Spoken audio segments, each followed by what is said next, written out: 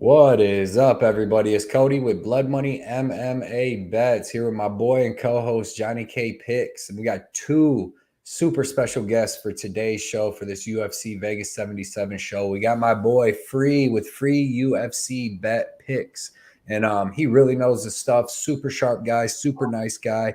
I'm gonna let him explain where all his stuff is, and then we got Patty from Addicted to Combat, who's super sharp, super smart, and got some other great picks. But I'm gonna let Free introduce himself first, man. How you doing, Free? This is first time on the show. How you doing today, bro? Doing great. Glad to be here. I watch you guys every week, and thanks for the hard work you guys do every week. It's a ton of work, so I love hopping on these shows when I can. I don't do it every week just because it's so much darn work. So it really is. Thank you guys. Excited to be here. Low-key fun card. There's not a whole lot of name value, but I enjoyed taping these and excited to get into them.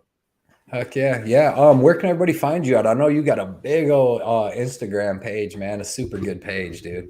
Appreciate it. Yeah. Thanks for asking. Yeah. Instagram and Twitter mostly. We want to start doing some videos again on here. We used to do videos on here back in the day, right? But yeah, I'd say Instagram's the best place. Lots of cool stuff on there. We do the graphic design and try to keep some funny stuff on the story. It's a good community. Yep, for sure. And I put your link for Instagram in the description here. So if anybody, when you check him out, man, go hit that link and give him a follow. And then we got Patty. How you doing today, man? And it's a fight day. I'm glad to be here, dude. Good to be hanging out with you guys. Good to meet Free for the first time. I've seen him around, and really good content. I'm excited, dude. Just like he mentioned, this card is not a lot of name value, not a lot of guys to really get behind and trust with 100% confidence here. But man, like every week, you end up falling in love with the fight card and wanting to see how they all play out. So I got a couple of money lines, a parlay, a couple of props, and I had Monk Maddox on my show this week, so I'm a little bit more heavily invested on the DraftKings side of things as a result of that. I seen that. That was a super good show, and I seen last week, man. You got the sweep, dude. Killed all them. Bets, every bet just came to fruition, just landed as it should. So hopefully we can carry some of that good luck into this week. Yes, sir. How many units you win? Went 6.9 last week. Oh, sweet. Yeah. That was a good win, especially on a tough card like that, man. That was there's a lot of landmines on that card. There's a lot of minus 1,000 to minus 2,000 favorites. So I didn't expect to extract a whole lot of value, but everything hit that we put our eyes on. Yep. Johnny K, how you doing today, brother? Johnny K is doing amazing, ready for some bets here and get some money this card. Like everyone said, like this, I wasn't looking forward to this card, I will admit, but as I was doing the tape and watching the fights, and as the week is going on, I'm getting more excited, and I'm excited right now. I actually just want to see fights, so let's go. There's some good fights, though. There's going to be some good matchups. Definitely, especially after even the weigh-ins yesterday. Had some bad blood Makes at the it even better. And all that. Yeah, yep. So, man, I see Tyler is here. Yeah, the Norma Dumont fight, that looks like that's going to have a little fire to it. And yes, sir. Then we just got some other fights that should have. Terrence McKinney fights always fire. You got Ottman and Zaitar, so we got some real good fights to look at, man. Some good bangers for sure. Yep. Let's say what's up to everybody in the chat, hanging out with us, spending some time on their Saturday with us. We got our boy Bunny Hunter in the chat. First one here. He said, "Let's go. Best show on YouTube. Pray for our country." That's for sure. That's appreciate for sure. That. And the inflation, man. I'm getting sick of paying all this money. But appreciate you coming out for every single show we have, Bunny Hunter. You're the man, for real. And we got our boy Free, and from the comments to the camera, man, into the show. MMA Jesus 420. He said, "What's up?" Frank? He predicted me to go 1-4 today on my thing, man. He ain't no way. He's crazy. He's no crazy. Way, Dev. But we love you, Dev. We love you. Yes, for sure. Check out Dev, though, on Instagram, Twitter, and YouTube. MMA Jesus 420, putting out the good picks, the locks, the underdogs, everything, man. So everybody check his channel out. Appreciate you coming out and supporting all the time, Dev. Pink Floyd, never a time, any day that I can't wait for fights to start. Let's go. Never truer words were never spoken, man. The Falconer's here. What's up? He said, "Let's get this bread. Let's get it." Falconer. I like it. I like the name. Easy locks today. Eric the Red 23. What is up? Hanging out with us again, man. Always coming out. So let's go, fellas. Let's get that bag tonight. Good luck, everyone. Yeah, man. Good luck to you too. Propaholic in the building, hanging out. Mr. Prop himself. Everybody check out Propaholic on Twitter Instagram and YouTube, putting out tons of bets, putting out tons of content. He's got a Discord too, so hit him up for that. A lot of stuff going on, but appreciate you hanging out with us, Propaholic. We'll get you back on a show here sometime soon coming up too. Only if he does 3 shoeies on the show. Yeah, got to do some shoes. Dude, Johnny hit me up. I'm on pain medicine a day out of a surgery, and he's hitting me for freaking. You were super confident, so don't be blaming me. I didn't even want to do that one. I want to do the Norma fight, but out there tricking me. Euphoria, what is up? He said, "Yo, I have a great feeling. I have a good feeling about this card. That's the best, man. You got to go into it with that confidence. Nothing better."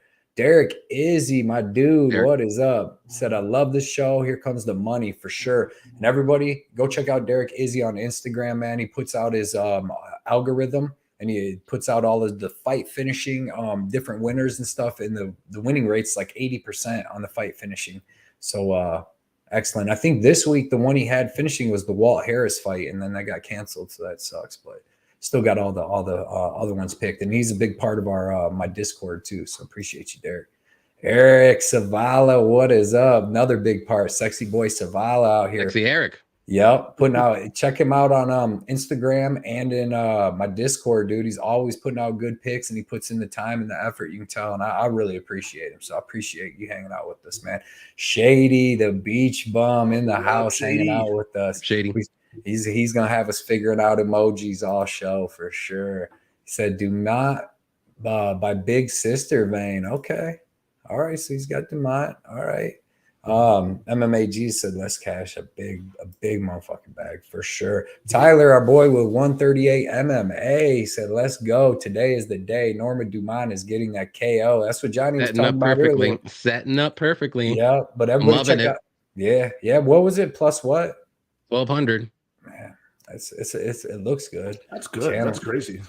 Sounds good. And there's some heat. There's some heat there, guys. There really is. But yeah, man, everybody check out Tyler 138 MMA. He's got a great YouTube page. Always putting out good videos, good content on Twitter. Is he on Instagram too? I don't know if he's on the gram yet. I know he's on YouTube and Twitter for sure. Yep, and he probably going to start an Instagram page here soon. But everybody, he puts out good information. You can tell he does his tape study, does his homework, owns some gyms. He knows his stuff. So everybody check out Tyler.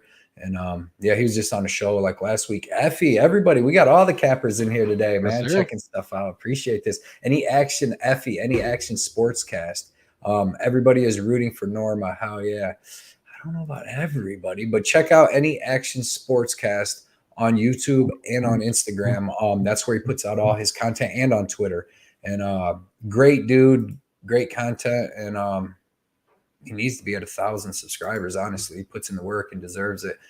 Sicky Does MMA is in the house too, man. I didn't see how many people was in the chat. Everybody check out Sicky on.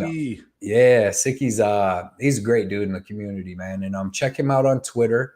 You can check him out on Instagram, YouTube. On Twitter, you can find him in the locker room peeking in on John Jones when he's changing and stuff. You can find him everywhere. But no. Knows everything. John Dwight Owen Jones. Mr. Jones, Mr. Jones. Can I get some meatball? Get some lotion. Get some lotion. Do you need a towel? Do you need two? Yeah, he's missing. He does. What's the one movie with Chris Rock in it? And he just hands him one of instead of a whole towel. When Chris Rock does it to the girl, he just hands her a hand towel. But yeah, appreciate you coming out, Sicky. MMA Propaholic said, if another Saturday night with fights, can't complain. Nope, we've been on what? Maybe like 10 in a row, 8 in a row, something like that. Yeah, we're looking at a 17 streak or something crazy, aren't we? Yeah, I think it's all the way up through Labor Day. I think Labor Day I think that's the next break. I think Labor Day weekend. Yeah, good. I'll be back. I'll look right now because I think I'm probably wrong. We got Contender Series right around the corner too. Those weeks with Contender Series and UFC are tough. Can't wait. 100%. Deb, Eric, Free saying what's up there, everybody. Carlos, CJ UFC picks, man. Everybody check him out on Instagram and YouTube. He's been putting out a lot of stuff on Instagram, and he's on Twitter. He said, yo, what up, guys? Fight starting soon. Definitely. Appreciate you coming out, killing some time with us, dude, hanging out. Okay, Eric, I lied. It's the end of September. September 30th weekend, we do not have fights. So we still got like 9 more Like weeks. 2 months, 2.5 months. Sheesh. What I'm a glad beautiful hell we find ourselves in. Yeah, I know. Right. Now that I'm off work, I love it. Now I'm off for the surgery. I'll be off for like a month. I don't We're mind. stuck in MMA purgatory. It's a Groundhog Day every week. Let's see. Eric the Red. Wonder if Lay will drop in. I hope so. I hope so too. We're gonna get him on the show, dude. Lay's my dude, man. Homie for sure. Talk with him all the time, and he's give a a great ball dude. report. Give a ball update.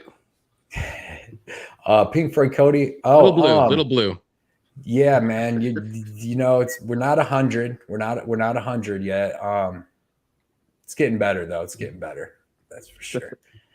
Getting sick of that though with the surgery, man. Sucks. AJ said, "Let's go. I'm hyped for this card. We're hyped too, bro. Everybody, AJ's on Twitter too and puts out stuff. So follow AJ on Twitter. But yeah, man, this is gonna be a good card. Punch List MMA, our boy Dale, dude. Check out Punch List MMA. Dave, Johnny. But no, dude, he's got a great channel and he's got a bunch of good takes on fights and stuff. So everybody check out my dude Dale. Check him out on Twitter too. Excellent quotes, puts out some inspirational stuff. I love his quotes on Twitter. So I just picked up one of his shirts too. He's got an apparel store. Do you? Well, then I'm gonna have to check it out. I'll give me a Punch List shirt. I'll give you a shirt. His women's. He's got a women's science shirt that's pretty nice. All right, I gotta check that out then. I'm gonna have to check that out too. Derek Schneider. I think this is my boy from back home. If this is my dude, who I think it is, what's up, man? Appreciate you hanging out with us. I grew up with him, went to school. Me and him's and we did a lot of gambling together growing up. So, man, appreciate you coming out, hanging out, and shooting us a comment for the algorithm. Robert Saladino, I appreciate you coming out as always, dude. Hit us with the donation. I really appreciate that, man. He says New York City Rob. Yep. I just got on his Instagram too, so I've been checking that out. But he said, under Nunez and Chandler fight, also tailing Cody, Elder, and Prado. Thanks for all the work. Yeah, man. I like that. I think that that Nunez Chandler, because dude, Nunez or Chandler brings the heat anyways, and usually Dumont can be a little low output, but I don't think she's gonna have a choice in this fight. This might just be a firefight. So I like that. And Nunez fight too. Yeah. And let's go. We're gonna hit that Elder and Prado picks. I appreciate the confidence in tailing me, and I really appreciate the coming and hanging out with us and hitting us with the dono, Robert. Glenbot in the building. What's up, gents? He says, man, appreciate you coming out. Glenbot's on Twitter, Glenbot 5000. Check him out too. MMA Propaholic, Johnny, I'll do it for fun. This the 3 shoeies. Perfect. We know you will. Yeah, man. Can't wait we'll get you on the show. We're gonna have some fun. Punchless said Johnny should have to fight Gianni for the title of Greek Freak. That would be a good fight. Johnny versus Gianni. Johnny versus Gianni. Just to meet Gianni. That's cool. Sucker punches veneers out. From what's the one saying? Idols to rivals. And that's what it is. Yeah, from idols to rivals. That's what happened with Gianni right there. Kadish Dean, what's up? He said, what's good? Alexis, Norma feeling like the community pick. Yeah, not my community. Not mine. No. Okay. All right. Punch this. Who is the gentleman on the panel with a respectable bookcase? You have my attention, young bud. That's free from free. That's my boy Free from Free UFC Bet Picks. And check him out, dude. He's got all kinds of good stuff, man. His link's in the description for his Instagram, and he puts out some good videos. He was just on Clint's channel a couple weeks ago. So I feel like my bookcase is lacking in comparison to Free's bookcase. I feel like there's he rolled up one with shelf the missing. Cab. He's got the big F-150. I got like the Miata. I rolled up. I see Playboys in yours, Patty. What are you reading? A couple of Hustlers. They didn't even know. There ain't no hardbacks. Patty's old school. A couple He's of like, Playgirls. give me a good old magazine. I don't need this Pornhub thing. There's a couple of studs, inches. I don't discriminate. I got some it all. East Base and shit. Charlie Chips too. What is up, man? Appreciate you coming out and hanging out with us, dropping the comment and spending some time with us on Saturday. AWMD, what is up? He said the 4 horsemen bringeth the fire and the free picks and the free money this week. Appreciate you coming out. Charlie Chips, are you guys covering the fights or is it pre-fight chatter? Mainly just break down the chat and then we'll get into these fights. But yeah. When the least time, when you don't expect it, that's when we start. That's exactly the least expected. The money liner, what is up? Said nothing but killers. Definitely appreciate the comment. Appreciate coming out. Lost the ball. No, I didn't lose no ball, man. They added another one for all these bets I'm making. They're like, we see the bets you're putting in. Like, we see the big money bets you're putting in. We're gonna give you another ball to keep the stress down. Keep the all right, Charlie Chips. Let's get to the first fight. How about that? All right. Well, hold up. Got to say what's up to my boy Shafiq. Okay. What up, my G? Oh, Shafiq's always here for the show, man. Appreciate you coming out, hanging out, Shafiq. We got everybody. AJ, Lorenzo's vids. Cody and Johnny, if you weren't in UFC, what? Wait, oh yeah, here's this. I would fight at 145. I'd be in there with running from Volk, dude. I'd be a 155er. I don't think I can get down to 145. I just don't think I can do it. You guys could have like an Islam Volk super fight. Mm-hmm. Yeah, I would have to cut a ton of weight to get to 45 though, but I would do that in my wrestling days. But I'd currently be a heavyweight, but I should fight at like 185 probably. Get down to middleweight. Yeah, got the Jake Collier. He was a middleweight back in the day. Remember that he went all the way up. Jake Jollier. Grateful Dude in the house, man. Everybody check out Grateful Dude on Twitter, man. He puts out some good stuff, good picks, good all kinds of stuff. That dude 217, appreciate you coming out and commenting too. Charlie Chippa, yeah. Jason C, what's up? Everybody has been shouted out in the chat, and we appreciate you guys. Fights are out of order, but this is the fight we're going to start with, everybody. Tucker Lutz versus Melsik Baghdasaryan. Free bets. Let's get that breakdown, man. What you got? I got to find that one. I didn't know we were starting there. Yeah. I'm ready. I'm ready. It's a good one. Melsik is so fun to watch, right? Just great striking, as we know. I was going to parlay him earlier in the week, and I'm glad I didn't because, I would have been on the wrong side of some line movement there. I can see why folks, we're heavy on Lutz early. To me, Lutz's durability is a little bit concerning, right? He kind of takes one to land one. Sometimes he throws those naked low kicks. So I think Melsik's the right side, but I actually never made it to the window at all.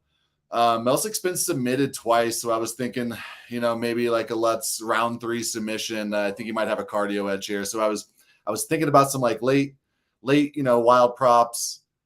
This is one of the fights on the card I've got nothing on actually, though. Yeah, man. Yeah, I don't mind it. Like not having nothing because this is kind of a tough fight to call, and the line has been weird. Patty, who do you got? This is one of those rare cases where I started off the pre-tape lean on Tucker Lutz, and the money line was actually kind of closer to where my guy Propaholic got it, like that plus 186, that plus 175. By the time I came out the tape study, man, I ended up liking Melsik Baghdasaryan quite a bit. I just think he's the more talented, slicker mover here. I think he can land more and do more impact on the feet. And then if he does get taken down, hopefully it's the end of the round. He can, nullify damage and still win the round that way. He just seems like a really slick, athletic guy to me. And, after watching the tape, I'm on his side. So, since my pre-fight and post-fight, tape lean didn't match, I just feel like I should stay off of this one. And the money line, I don't like where it's at now. If I'm taking Tucker Lutz, I want him to be at that bigger plus money. So missed the line, but I'll take Melsik by decision. Yeah. Yep. Yeah, man. The line movement and line change can change stuff on how a fight's bet. I know a lot of people don't see value and stuff like that, but sometimes you have to, or not even value, but just to keep you off a bet. You know what I mean? But absolutely. Johnny, we're just flipping coins here with the money lines. It's like if it's 50 and we're flipping coins, then exactly we're playing the same odds as the sports book. So we got to always consider the number. Yep, for sure. Johnny, what'd you come up with on this one? Yeah, this is going to be a weird, close fight, I think. But I do like the Baghdasaryan side. I like his striking. In a close fight that I'm not really sure, 50-50, I always lean the striker. That's just how I do my coin flip, if you want to say. So give me the striker here. I can see Lutz getting some wrestling going, getting some takedowns. But can he do that for all 3 rounds? We'll have to see. But I think Melsik can get the knockout here, too. So, or win decision. So give me Melsik, I'll say late second round knockout. But I wouldn't be shocked if he gets a decision win either. So he has like 2 paths to victory. I don't think Lutz will be able to get him out of there. So that's just me. No bets either. This fight's awful. Yeah. So for bets, I don't see a good side. Yeah, no. It's kind of hard to pick a winner in this one. I'm with Patrick. So I picked Lutz to win based off the fact that he was plus 185 in my video when I did the breakdown, and then I was actually gonna bet him at plus 185. And by the time I actually should have went after work, and I'm like, well, it's going up. It was plus 180, went up to 185. So I'm like, maybe to go back up. And I could have got Eileen Perez at minus 150 and Alex Munoz at minus 140. But instead, I didn't go. I came home, made a video. And then by the next day, Lutz was all the way down to minus or plus 140. So I didn't see the value at plus 140. That just looks really, really mid. But plus 180 seems some value because maybe he can get his wrestling going, and I can talk myself into different things at that. But I'm going to stick with my pick for Tucker Lutz. I just because I think he has the grappling upside, and his striking's not bad. Like, he's not a fish out of water. He has good boxing. He's going to be way slow here though on the feet for sure. But I think he can keep the fight standing, or I think he can stand with Melsik, and then if he needs to, hopefully get it to the ground once or twice in each round, get a little control time. But like I said, at this price at plus 140, I don't know. You start looking like Melsik. Melsik's super fast. Melsik has great striking, so the line has a lot to do with it. But like I said, I'm going to stick with my pick, Tucker Lutz. But I didn't make it to the casino. I didn't for any bets on this card or this fight at all. So none of us got any bets on it, right? Let's round 3 submission plus 3,600 according to best fight odds. Like, I always have some risky plays. That one's still got my eye. I like what our guy Tyler 13 at MMA says in the comments. I was thinking about this too. Melsik versus Lutz ends in a draw. I mean, you could have a very strong start from Melsik, like he does. 10-8 round 1, slows down. Tucker Lutz gets the wrestling rounds 2, rounds 3. That's a possibility. Yeah, I don't even mind that at all, man. It checks the boxes for point deduction as well. You got southpaw versus orthodox. Mm-hmm. You got somebody who's hypothetically going to be trying to wrestle. So you might see Melsik grab the cage. Yep. Suspect cardio. So that lends itself to a draw, of course, too. Yeah. Yep. I want to say what's up real quick. Jay Miz is out. It came out. I want to say what's up to him. And he said, boys, DraftKings under the parlay tab has some nice over 1.5 and heavy favorites for the win for plus money. Might help with some of the chalk. Yeah. Appreciate you coming out too. And like you said, 138, Tyler, our boy Tyler said Melsik versus Lutz. I'm thinking it ends in a draw. I mean, you guys both just gave excellent points to that. So BC Dave, he runs the Tapology group 926. Anybody in the chat? We got 63 people in the chat right now. If you're looking for a good Tapology group, get into that, man. Go send him an invite. He'll accept it, or send him a request, or however it works. It's 926. Get in it, man. That's what all of us are in it. I'm actually going to fill mine out here in a second when we start this next fight. Every single time, man. I'm so busy doing so much stuff. But I only do it for this group. I only fill out Tapology picks for this group. So everybody, if you ain't in it, go join it, and you can have fun beating us, the cappers who think we're smart, so go out there and whoop us. But appreciate you coming out, BC Dave. Sicky said if Melsik doesn't slip on a banana peel, and Aussie threw in from the crowd versus Kulabau, which was funny. He said it keeps going that way. It was looking minus 300. Yeah. Yep. Dev's got Melsik TKO. AJ's got Melsik TKO. John said awful. Baghdasaryan round 2 or 3 for Shady. So a lot of people's on Melsik here. Ooh, got the $10 dono. John Newquist, our boy. What is up, man? Everybody go check out John on Twitter. Puts out all kinds of bets, different stuff, all kinds of stock stuff, everything. Good panel. Any 2 fighters for a money line parlay. I like Costa and Elder. That's the parlay I got. What do you guys got for your best 2 fight money line parlay? I would do Holly and Costa. I like it. I'm really confident in Holly. We're all the common denominator here is Costa, because I got Costa and Jack Della. Nice. Free, who you got? I would try, like, when I do a 2-fight parlay like that, I try to get to about plus 100 or so. So I would do Munoz and somebody, maybe Munoz and Elder, or Munoz and Jack Della inside the distance. Nice. I like it. And I really appreciate the dono, John. I really appreciate you just hanging out and spending some time in comment. That's even better. So appreciate that, man. Jason's got Melsik by decision. The money line, or too much money on Lutz for me. I'm fading everyone and Lutz. There you go. Okay. Good way to think about it. Yeah. Betting with the book. Yeah.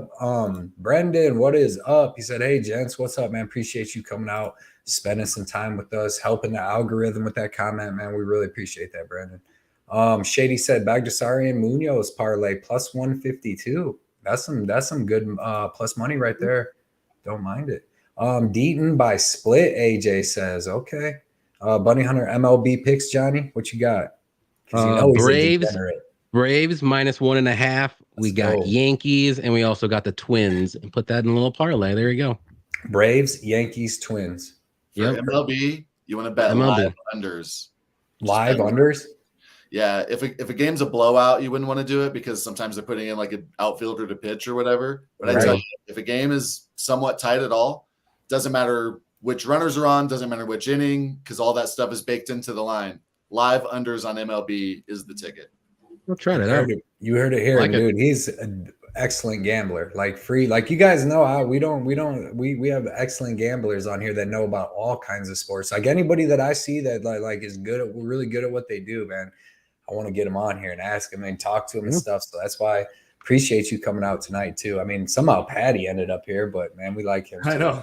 I don't know anything. I don't mix martial arts. That's about it. No, I'm just Patty. Yeah, but you know a lot about that. That's the good thing. That's all I know about anymore these days. I used to know other sports, but I'm with Patty, man. Yeah, I don't even know baseball. I could name probably like 40 MLB players, but I know the live under is the ticket. BC, yeah, BC. You already know you're my homie, man. I've been watching BC Dave and them. Been watching him since on Randy's channel before I even got on here, and that was the first live show I got to do was on there with them dudes. It was a great time, so I appreciate you, Dave, for sure.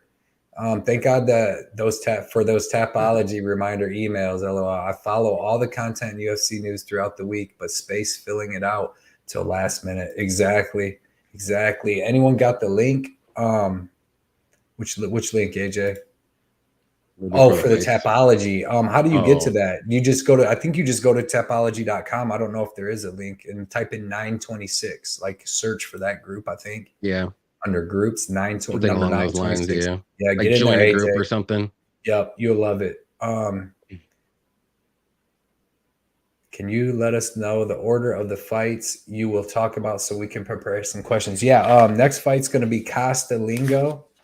Next fight after that is Nunez Dudakova, Valdez Elder, Deaton Munoz, Nam Maxim, Smith Perez, McKinney Sadikov, Azatar Prado, Dumont Chandler, Walt Duryev Park, and Holly Holm Silva. So I think it's pretty good after that, other than that Walt Harris one. I do. All right, boys. So when the UFC mixes up the bout order on like Friday afternoon, it drives me most crazy of anyone because it's wild. I was doing my video and I was looking at Tapology and they mixed it up already. And I'm like, I'm like looking through my notes, like scrolling, and I'm like, trying to waste time. Here it is. Okay, fine. I hate that. That's why dude, instead of changing any of my stuff, you guys see, I just find my fight on there. I don't change nothing for that. Nothing. Taking a stand. I like it. I take a stand. Sometimes the UFC events page is more updated than Tapology for anyone who really cares. Yeah. Got you. They're behind on certain things, but then ahead on other things. It's always super weird. Multi-billion-dollar organization UFC, and they can't even tell us who's fighting when until like Saturday morning. Right. And yeah, they've been moving that Jack Della fight around on this card all over the place. Dixon Cider, what is up? What's up, Dixon? Let's see, who's your favorite plus 3.5 spread today? Everybody give one fight real quick for that. Duryev.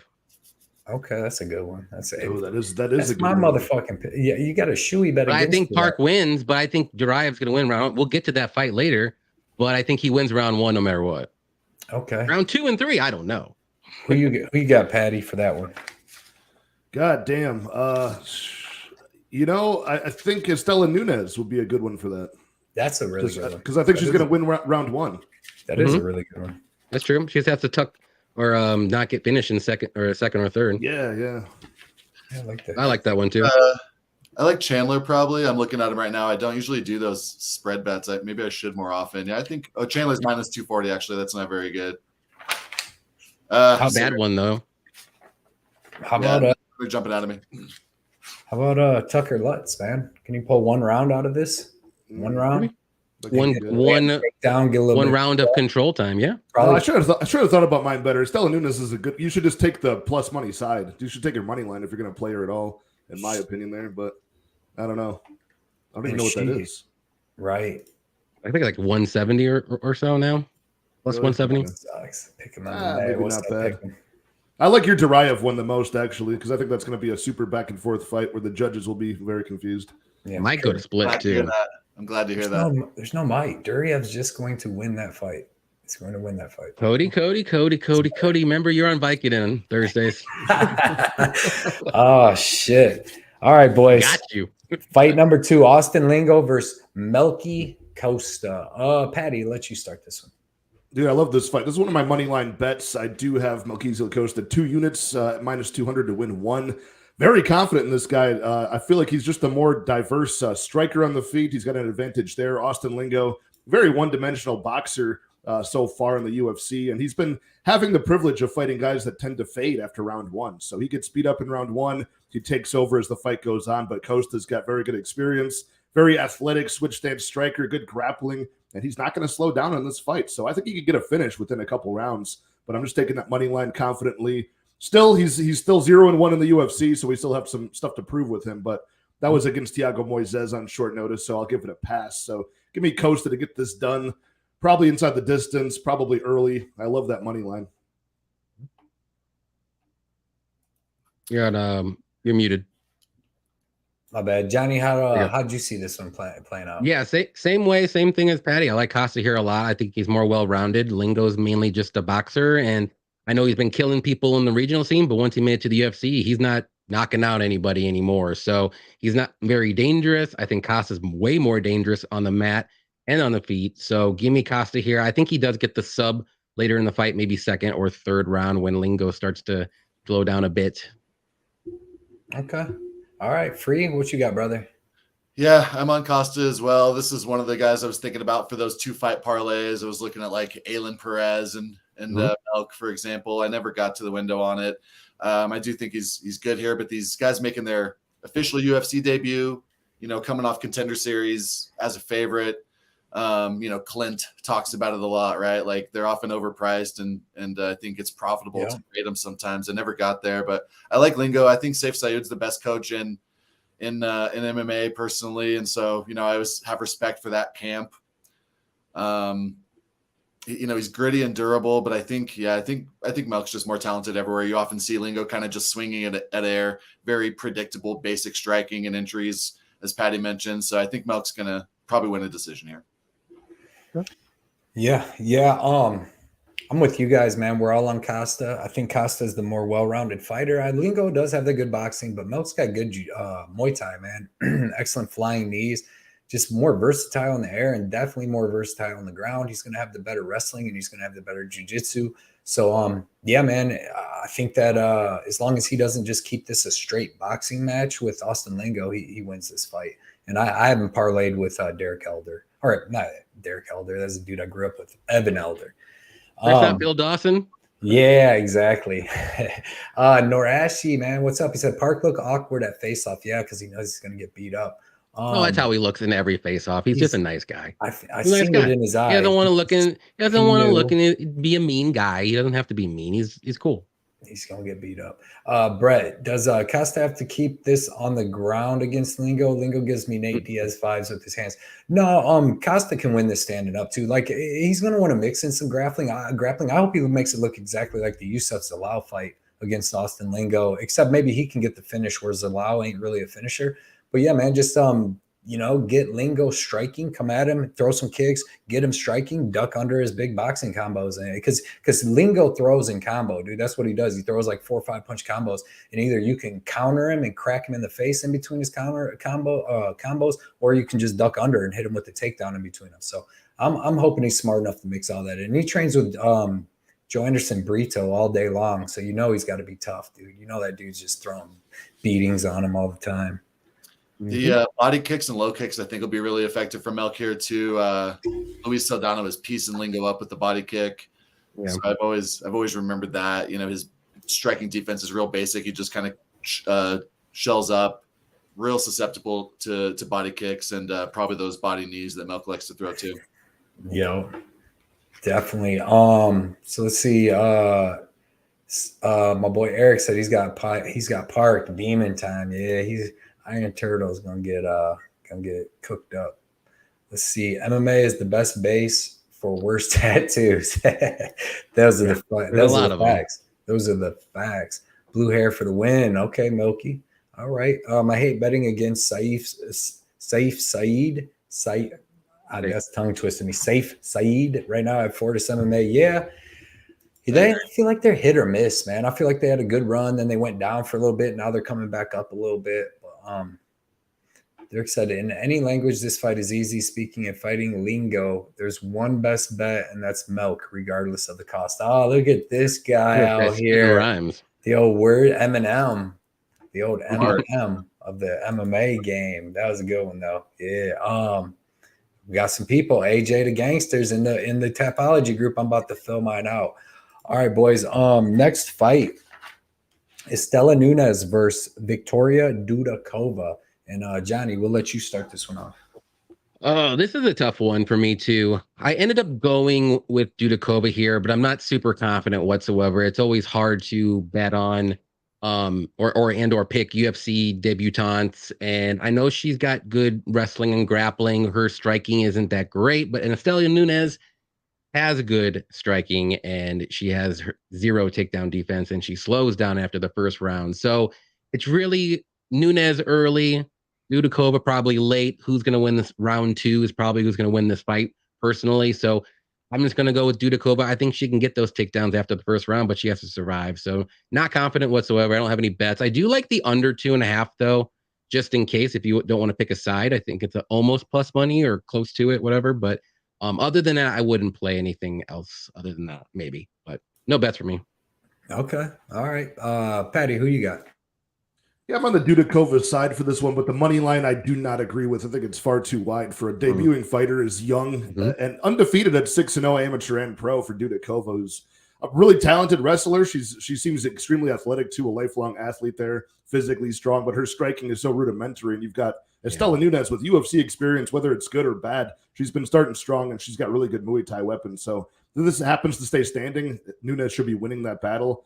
But we're just hoping to get Dudakova to just grab control time and look for the sub. So, yeah, it's hard. I'll pick Dudakova for the style, but I would live bet her after round 1 if she gets dominated the way that Nunez has been doing to her past 3 opponents.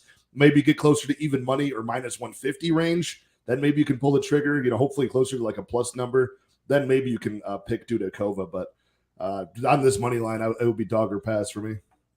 Yeah, I don't mind that at all, man. Free, what do you got, brother? Yeah, I think they put it really well. When Nunez was plus 190 early in the week, I called that out as a live spot. Money's come in on her, and I do think she's kind of round 1 KO or bust, right? We all know she's got the cardio issues, but I mean, I really do have a lot of respect for her striking early. Fast twitch muscle, very explosive, lots of power, good technique.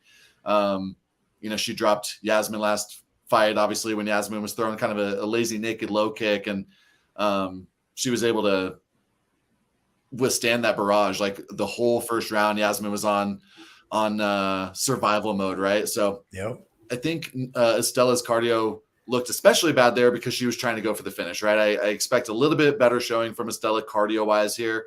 I think Dudakova's wrestling is overrated. The girl she fought on Contender Series, Maria Silva, is pretty solid. She'd beat like Catherine Paparaki and some good fighters, but that fight was really back and forth. End of round 2, Dudakova kind of like hurt her knee from a non-contact move, like maybe a torn ACL or something. To my knowledge, she never got that fixed or anything. She was on crutches for a few days after that fight, but then looked like she was back in the gym maybe a week after that fight. So to me, that's a little bit of a question mark. So I've kind of gone back and forth on this fight. I did play Dudakova round 3 plus 1,100 on FanDuel because I think she's real live for either like a crucifix TKO or a rear naked choke here late. Okay. That's the type of week this is. Like, right. Doing deep Victoria Dudakova tape study and playing round 3 props. That's where we're at this week. Yeah, I seen some stuff on Instagram a while ago of her like rehabbing her knee and doing that. That was like a while ago, but yeah, dude. She took a full year off of that, but like To me, that looked like something that would require a surgery. I don't know. Right. Yeah. No, see, and I didn't see that. I didn't see the story. Yeah. I just seen her kind of look like she was rehabbing it. But yeah, man, I watched the tape and I wouldn't say that she's like exactly like what was the one girl? Ivana. What was that one girl that just fought? Petrovic. Petrovic. So I faded her. I bet Carolina. I wouldn't say that Dudakova is exactly that girl because I think that she may have like a little bit better wrestling than that girl, and she definitely has a little bit better striking. Yeah, but like Petrovic couldn't get that fight to the mat to save her life. Right. But like when I watch tape on Dudakova, man, she kind of does some of the same stuff where it's like she doesn't really come from a wrestling background. She came from a swimming background and stuff. So like her grappling and stuff, like you want one of these. Man, I think my mouth freaking thing done. But you want one of these girls like Shevchenko, who was just like in fighting since she was like 5 years old and learning that stuff. And I think that's what we think we're getting. Like in most of the Russian dudes, when we're getting these Russian girls that are coming through lately. But a lot of these girls aren't like starting when they're kids and just like these really tough girls. They're just like the athletic girls that they're pulling out to come over into fighting. Because Dudakova was a swimmer. And she does have pretty good grappling. She's got pretty good wrestling and jiu-jitsu, pretty good top control, and her striking isn't too bad. But I don't know, man. Estela Nunez is going to light her up in the first round. Now, is she going to make it out of the first round? Probably. And then is Estela Nunez going to slow down and gas out like she usually does, and most likely either get finished or just like get beat up towards the end of the second round and then beat up really good in the third round? Probably. But it's really tough to say, man. I'm going with Dudakova. I picked her to win, but I couldn't get to better because like Estela Nunez usually has like a round to a round and a half of cardio. So if she can convincingly win that first round and a half, and then Dudakova starts taking over, with 2 minutes left in the second, and then that it could come out to like a weird fight or even like a split decision. And if I was going to bet this, I would bet Dudakova after the first round. Bet her live, man, because she's going to be plus money. She's like, I don't think she'll be able to land the takedowns because Nunez moves so well in that first round, and she has great takedown defense, and she's very explosive, and she's going to be stronger than Dudakova, I think, in the first round too. So, but after that, it'll change, and I think you can probably get Dudakova at plus money in the second round. But give me Dudakova to survive the first round and start taking over in the second and third. But I'm not confident with that, like at all, really. We're gonna have to probably. I'll bring some of these up like this, but I'm going to have to change my battery out real quick. Sicky's got Nunez. Let's see. Nick, Nunez going to be there. Like, there's levels to this game. That's definitely a possibility. Take over. Oh, AJ talking that crap already. The takeover of the group. Pink Floyd said VD. God, those are bad. Looks stiff and nervous at weigh-ins. Yeah, man, that's let's go VD. Yeah, yes. You have to make a shirt, Victoria Dudakova, the VD. Let's see. I'm gonna get to this next one. I'm gonna go change this out so I can actually bring up these things because I'm not too good with pressing that. And I'll bring up all these other comments. But next fight is gonna be Gennaro Valdez versus Evan Elder. And Free, I'll let you start this one. I'll be right back. Sounds good. I thought Elder looked pretty good in his last fight against Sadikov. He dropped him round one. It just that cut was too vicious. And so, I think Elder is better than he looks on paper. I think Valdez is a little worse than he looks on paper. I think he's had some wins that were like real roller coasters, even on the regional scene, seeing him getting dropped a lot. We've seen him rocked and dropped in the UFC. I'm trying to find my notes on this fight. Contender series fight was crazy too. Yeah. Dude, to Patrick White from Alaska FC. Made that guy look like almost a UFC caliber fighter. Yeah. Right. And he was a huge favorite too, Valdez was. And it was very dicey. Yeah. But Frivola dropping him repeatedly. Levy had him hurt. So, he's gritty. He's able to bounce back, but just overall bad striking numbers. I think Elder gets a finish here. I think I played it at like minus 125. Elder inside the distance. I know. Patty, you want to go next?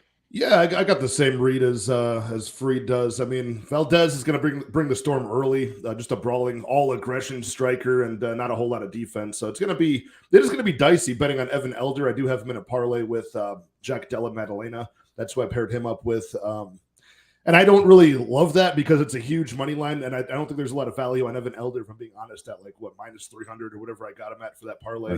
But I think he wins. My hot take for this one is I think it might go over. It might even go the distance, which is sitting around like +250 or so. I didn't opt to sweat that one out because that would just raise my blood pressure too high. But I think it does go over. You know, Evan Elder's a guy who needs his first win in the UFC badly. He almost won last time. I bet him as an underdog against Nazim Sadikov. Unfortunately, that giant cut was so well placed and well timed, did not go our way. But yeah, the guy still needs a win, so he's going to be very tentative. He's going to stick and move and just try to avoid getting in a firefight here. So this could go over 1.5, and this could go all the way to the scorecards. And I've got Evan Elder winning this one.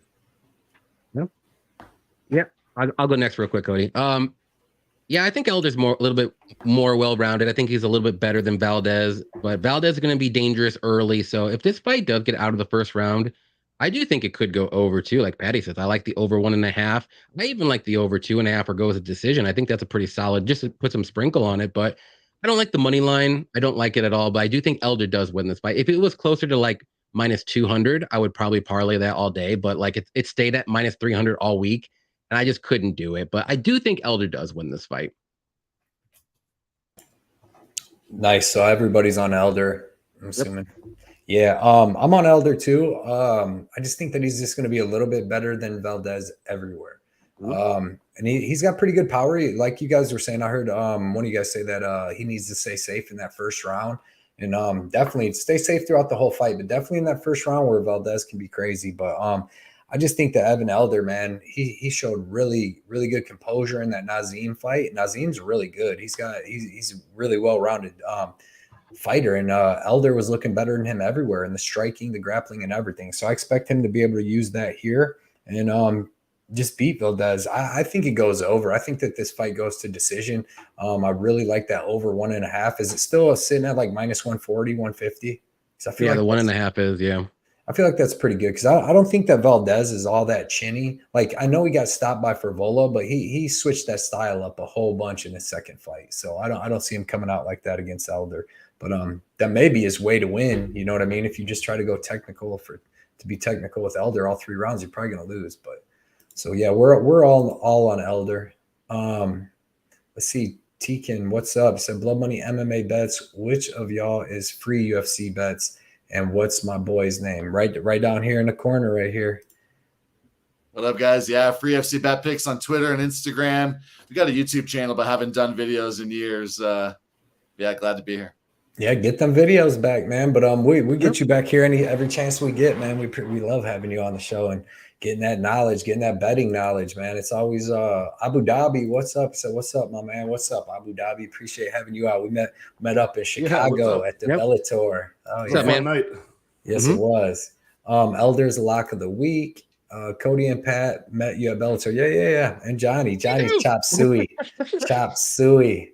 I don't know. Was you there, Johnny? Oh, good. Or you walked off the one time, but then yeah. I think I met him there though. We're gonna be down in Nashville, dude. We'll be at the Nashville one. If anybody's going down there, let us know, man. We will all get together.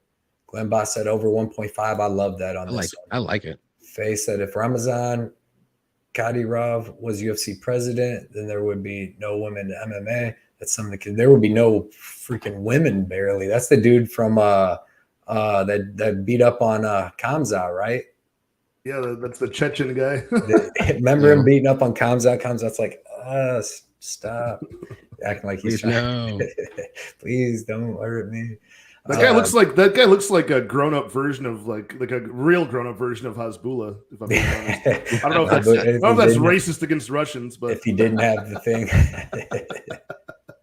Elder needs first win, and that line is out of whack. Yeah, I mean, and it is they both need this win for sure. But man, Elder he's had a little bit of bad luck coming in fighting short notice up a weight class and all that. But it would be a shame to see that dude go 0-3 in the UFC with all the talent that he has. You know what I mean? Like one of the most talented people with like the craziest record ever, dude, is Gregory Rodriguez to me. Like that, his record's like 13-6 or 13-5 or just something crazy. And that dude's got all the talent and the size and everything to be like just complete undefeated beast, man. He could be out of MMA in another loss, you know, and the dude's just savage, man. That knockout loss he took to Bruno Ferreira was a heartbreaker. It really was. And then Ferreira, like, that's why MMA is crazy, dude. MMA is crazy. Anything can happen. Yep. Was any Razibov or whatever? Yeah, dude, I remember seeing Gregory Rodriguez on the Contender Series in 2020 and be like, dude, this guy is the goods, man. And I bet heavy on him. Jordan Williams knocked him out. Knocked him out. Up a weight class, basically. Yep. Yeah. Let's see. All right. Next fight is going to be Carl Deaton III versus Alex Munoz. I'm going to start this one. Alex Munoz coming back after a 2-year layoff, had his ACL reconstructed, and then I believe had to have some more surgery on it. But checking his Instagram, he's in great shape. He's been in great shape for a while. I listened to an interview where he said he's been basically doing fights in the gym where they're doing all 3-round fights and stuff. So he seems healthy. Great wrestler. He's got pretty decent southpaw boxing, can throw hard. He can take a good shot. He showed against Naparas where he had to fight him on short notice, and he got boxed up, man. But he took that beating and landed a couple decent takedowns and stuff. Carl Deaton, man, I'm just not impressed with him anywhere. Decent everywhere, I guess. He's got a decent left hook, and then outside of that, I don't know where he's really good at. He's a featherweight, and he's fought low-level competition. Anytime he's really stepped up and fought higher-level competition in his career, he's got beat. So I'm on Munoz. I think they both got a wrestling background, but Munoz has a way higher level D1 wrestling background than Deaton, and then Munoz is going to have 2 inches of height and 5 inches of reach, so he's just naturally the bigger guy too. So when it comes to grappling, man, being naturally bigger and having the better wrestling background and all that is going to be a big factor. So I expect him to be able to land some takedowns here on Deaton, wear on him, and just beat him up and get a 30-27 decision. Deaton's usually pretty durable. I don't see Munoz choking him out, but maybe if he wears on him and gets him in the 3rd round, because Deaton, like I said, used to fight in 145ers, and when he came up and fought Selecki last fight, he got choked out. That was short notice too. So, but yeah, man, give me Munoz by dominant decision. Free, who you got here, brother? I'm on Munoz as well. I'm glad to hear that you're on some overs here. I need this fight to start round 2. It's like minus 750, some incredibly chalky leg, but I think it hits 9 times out of 10, right? Which is what we needed to do. I don't think either guy has much finishing potential here. That Selecki fight, Deaton was supposed to fight I think that same weekend, I believe, so to me, he doesn't get like a pass for that performance or anything, right? But it showed that, he lasted 10 minutes with a very decent Joe Selecki. I think Selecki had 9.5 minutes of control time in a fight that was under 10 minutes. Like, he controlled every second of that fight. But if it took, Joe Selecki 10 minutes to finish him, I definitely think Munoz would take at least that long, right? So Munoz decision all day. As long as this thing lasts 5 minutes, I'm happy. Yeah, you should definitely get that 5 minutes for sure. The only person I see getting a finish in that would be Munoz hitting him with some big shot, but neither one of these dudes are even really like that. So I like that bet. Patty, who you got, brother? Yeah, this is the money line bet, the first one of the night for me. I've got 1.5 units on Munoz at minus 150. I like him to win for all the reasons you guys said. Just rinse and repeat takedowns. I don't think he's the most dangerous guy, so I agree with the overs in this one. But Carl Deaton, I got a lot of respect for the guy's game and his route to the UFC. I think he's a pretty well-rounded guy, the more well-rounded athlete of the two, but he's not amazing anywhere. And he does like to kind of trust in his ground fighting, getting into scrambles and letting himself get taken down. He usually ends up in bottom position, even against lower level competition on the regional scene. So I think an athletic guy like Munoz from a good camp should get this done. But this is no walk in the park, dude. We're still talking about Munoz on a 2-year-long layoff. Had 2 major surgeries on his ACL since his time off. So, I'm not expecting this one to be a free square on the betting window, but I do think we've got the better fighter on Munoz. Yeah, I agree with that. Free, what you got, bro? Yeah, I broke it down already. Nice job beating that line movement, Patty. Holy cow, that's real nice. But no, I'm real confident in Munoz, and I just want to make sure. Appreciate it. Yeah. Sometimes I'll have appreciate it. But yeah, you should say I'm on Deaton now. I changed my. Oh, you switching it up? All right, Johnny, who you got? I was reading the chat. Yeah, real quick. It's okay. I'm on Munoz too. I think, like Patty said, Deaton might be the more well-rounded guy in this fight, but I think Munoz is just the way better wrestler, better takedowns, and Deaton does not have good takedown defense. So that's where the key, I think, in this fight is going to happen. So a lot of takedowns from Munoz, a lot of control time, ground and pound. On the feet, it's fairly close, but I just didn't have enough trust in Munoz with that 2-year layoff with all the injuries. So I stayed away from betting, but I do think Munoz should win this fight. I would say by decision as well. I don't think anybody's going to finish anybody here. Yeah, I like that. I don't think there should be any finishes either. So hopefully, I mean, so we're all on Munoz. I like freeze bet, man. It should start that start in the second round should be like the easiest. Yeah. I don't want to jinx it or nothing, but knock on wood. Yeah. What are the pros and cons to being an orthodox fighter? Deaton, I mean, well, that leg's going to be right there for the southpaw side of the wrestling for Munoz. So he's going to have a nice leg dangled right in front of him. It should be an easy entry, I would say. Yeah, definitely. Man, get freaking tired. I don't know what. I had a little brain fart on the whole thing, and I'm Vicodin. Yeah, that Vicodin, dude. We're going to get you help, Cody. We'll get you help. Give me help, man. Get me in a 20-step program. Let's see. Munoz in over 2.5. Okay. Yeah, I like that. What's the line on that, money liner? That should be a pretty decent line, because that's where you do like 2, right? Where you can do like probably close to plus money, if not off plus money. AJ, UFC roster watch, Carl Deaton X. That's hilarious. All right, boys, let's get to the next fight. Men's flyweight division. We got Tyson Nam versus the debutant Asat Maxims, who looking good. Johnny, you can start this one. Tyson Nam, right? Yeah, Tyson Nam versus Asat. That's what I thought. Yeah, I'm gonna go with Maxim here, but like I said earlier, it's hard to pick those UFC debutants making their first fight. And Nam is he's a solid UFC veteran, has been in the game for a while, but I like Maxim's game. He's very well rounded. He's got good quick striking, good grappling, good decent wrestling too with takedowns. He's younger. He's gonna be way quicker, but Nam has that power punch. He's like the flyweight Derek Lewis, so he's very low volume until he gets that counter and he's going to put you out. So that's one thing Maxim has to worry. But other than that, I mean, Maxim should win this fight like pretty easily if you look on paper. So give me Maxim. I'm going to say he gets done inside the distance, whether it's by sub, whether it's by ground and pound or something like that. But Nam is live for that KO, and it's worth a sprinkle at plus 750 or whatever it's at now. So that's how he wins. So. Right. Yep. Patty. No bets. No bets on this one at all. Okay, Patty, what do you got, bro? Yeah, I'm liking the Asat Maxim side. That money line is certainly worrying. Like, you got a lot of factors being baked into that line, right? He's undefeated at 16-0. That's going to add a solid part of that line to it. You've got the big age advantage in his favor. That's going to add a big part to that. So I don't think we're going to get much value out of the money line side of things, but he's the more diverse fighter here by far. Tyson Nam, you got to worry about the big right hand, basically a big high kick, and that's about it. But they're both low volume. Like, my only weakness I would see for Asat Maxim is how low volume this guy can be. But both of these guys have knockout power that comes out of nowhere, and that's odd for the weight class. I'll take Asat Maxim to get some grappling going and potentially end this inside the distance. Okay. All right. Free, what do you got on this one?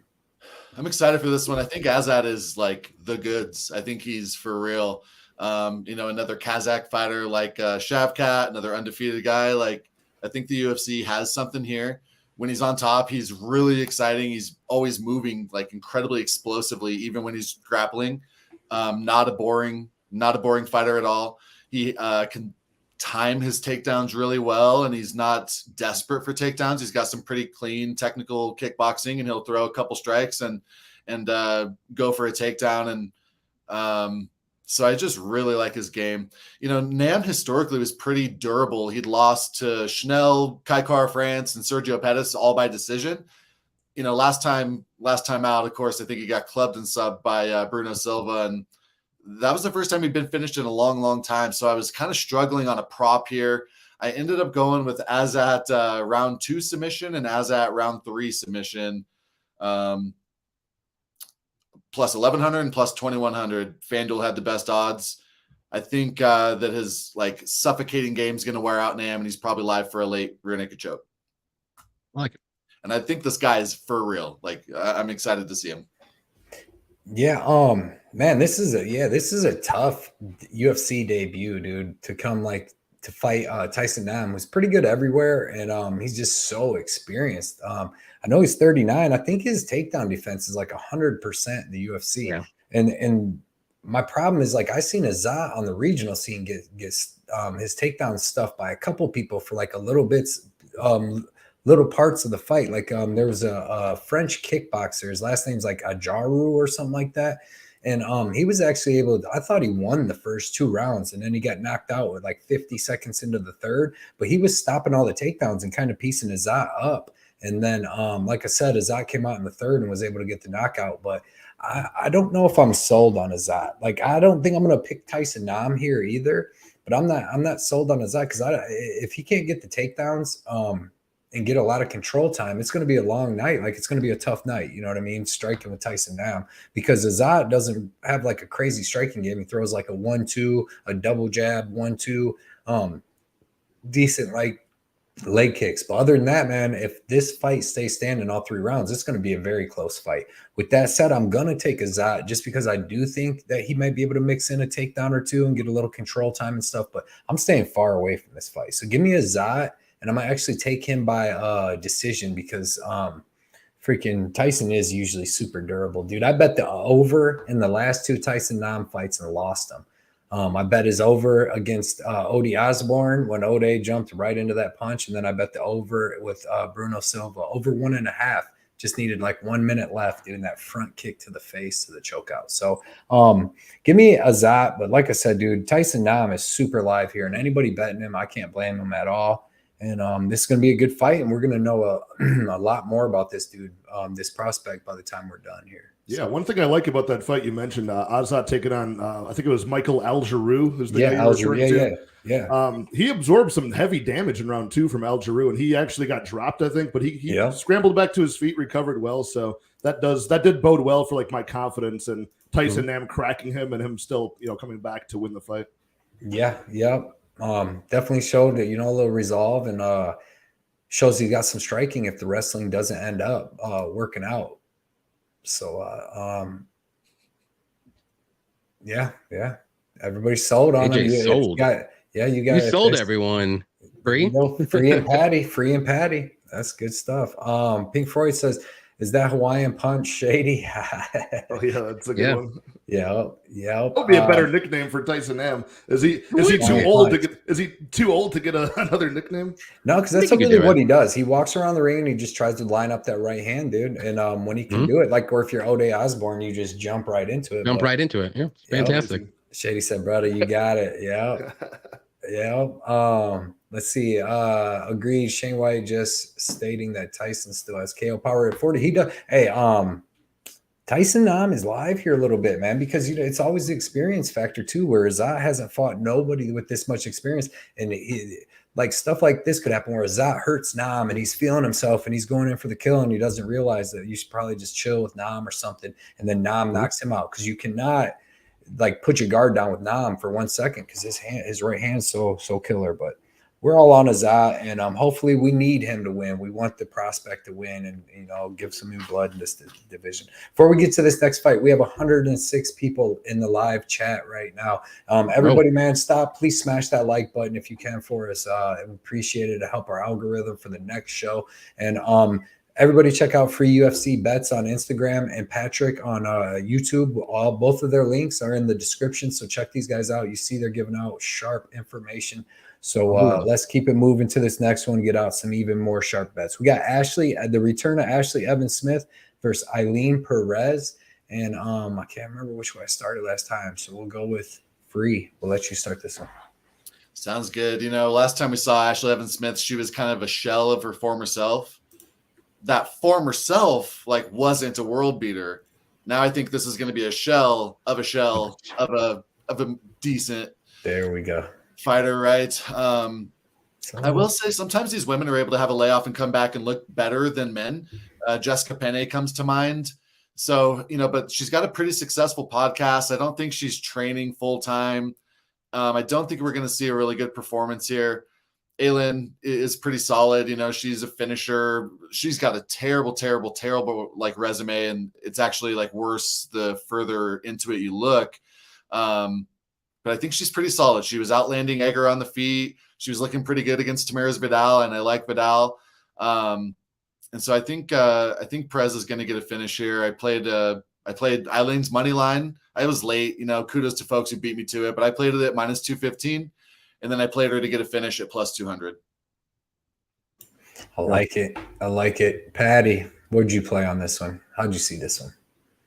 I'm not playing anything on this fight, but I see it the same way as Free is saying. Like, Ashley Evans-Smith is on a losing streak before a long layoff, and now she's coming back after more of a technicality of USADA issue, but I think some injuries in there as well. Eileen Perez, I think, is going to be just overriding the technique and any experience that Ashley Evans-Smith has with her youth and aggression. So she's somebody who likes to get the fight to the mat and just play the bully. I think she can successfully do that. I could even see Perez getting this done inside the distance. When this dropped, like the KO props on some books, it was closer to like plus 800 for Perez knockout, which would have been a lot better than the plus 300 we're getting now. But just staying off of this one for a betting perspective, give me Perez to come in here and play the bully. Let me get a round 2 TKO for Perez. Okay. All right. We got the finish coming. Johnny, how do you see this one, bro? Yeah. So yeah, like Free said, congrats to everybody who got her at minus 150 because there's steady money coming in. She's minus 260 right now. She's still going up before the fight starts. So somebody knows something, I think. And yeah, Ashley Evans-Smith been gone for about two years or so. I don't think she's been doing too much training or anything like everyone's saying. I think Perez is going to win this fight just to make it quick and simple. I wouldn't be shocked if she just get like a second or third round finish, like ground and pound, get her to the mat, and she kind of just gives up, and that's about it. So we'll make it quick. I got Perez at minus 200. I was a little late to the party too, but it looks better now that she's minus 260. So I'm happy I jumped in then. Yeah, man, I'm mad. I could have had her at 150, minus 150 with her, and I could have had my straight bets just put in. I would have had Eileen Perez at minus 150, and then I still would have had Alex Munoz at minus 140. But the bets that switched up because hers just jumped up too high, and I didn't want to put in a parlay. I got Prado instead of her now. So, but we'll see how that works out. But I like Perez here too, man. Just like Free was saying, I liked her regional scene stuff. Her Tamaris Vidal fight, she looked pretty good. She had a decent, back and forth with Edgar. She just got too aggressive in a lot of them spots. But I don't think that Ashley Evans-Smith is as good as Stephanie Edgar is at this point in her career. Evans-Smith, she's a big girl. She's real tall. She's big. She's got a college wrestling background, but it's not like she really shows it or uses it that much. She's slow. So I just think Eileen Perez is better striking here. She's going to be faster. She hits really hard, and she's going to have the grappling advantage too, in my opinion. So I like Eileen Perez. I think she's pretty safe to get this win. But I don't have any bets on this fight, though. So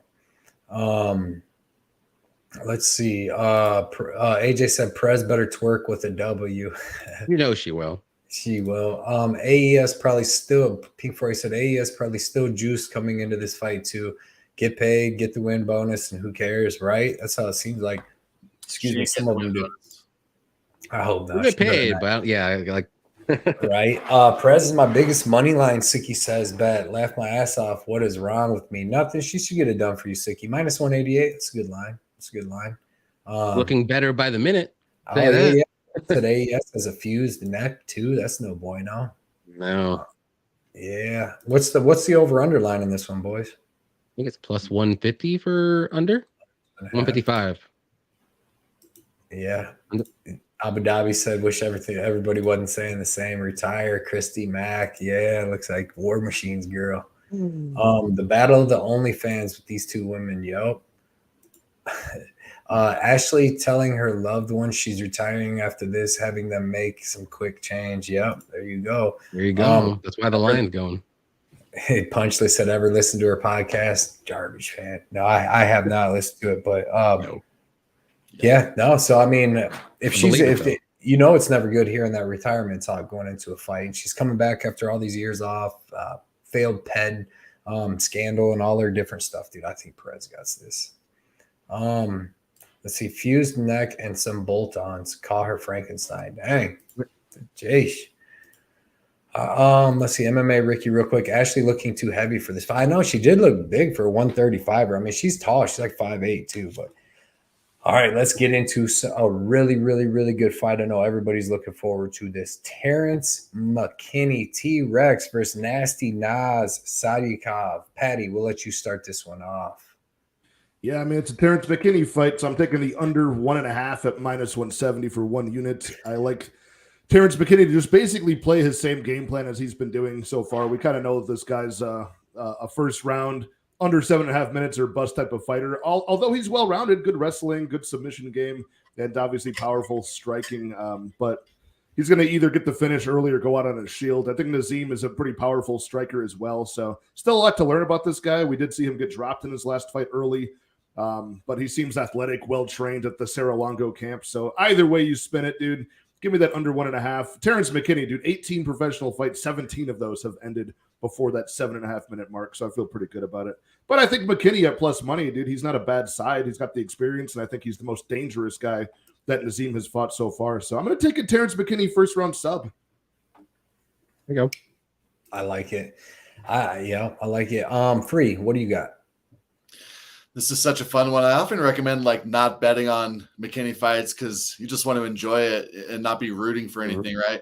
He's got record-breaking power. He lands almost 2 knockdowns per 15 minutes. Everyone above him damn near is a heavyweight. He's just got like unprecedented power for lightweight.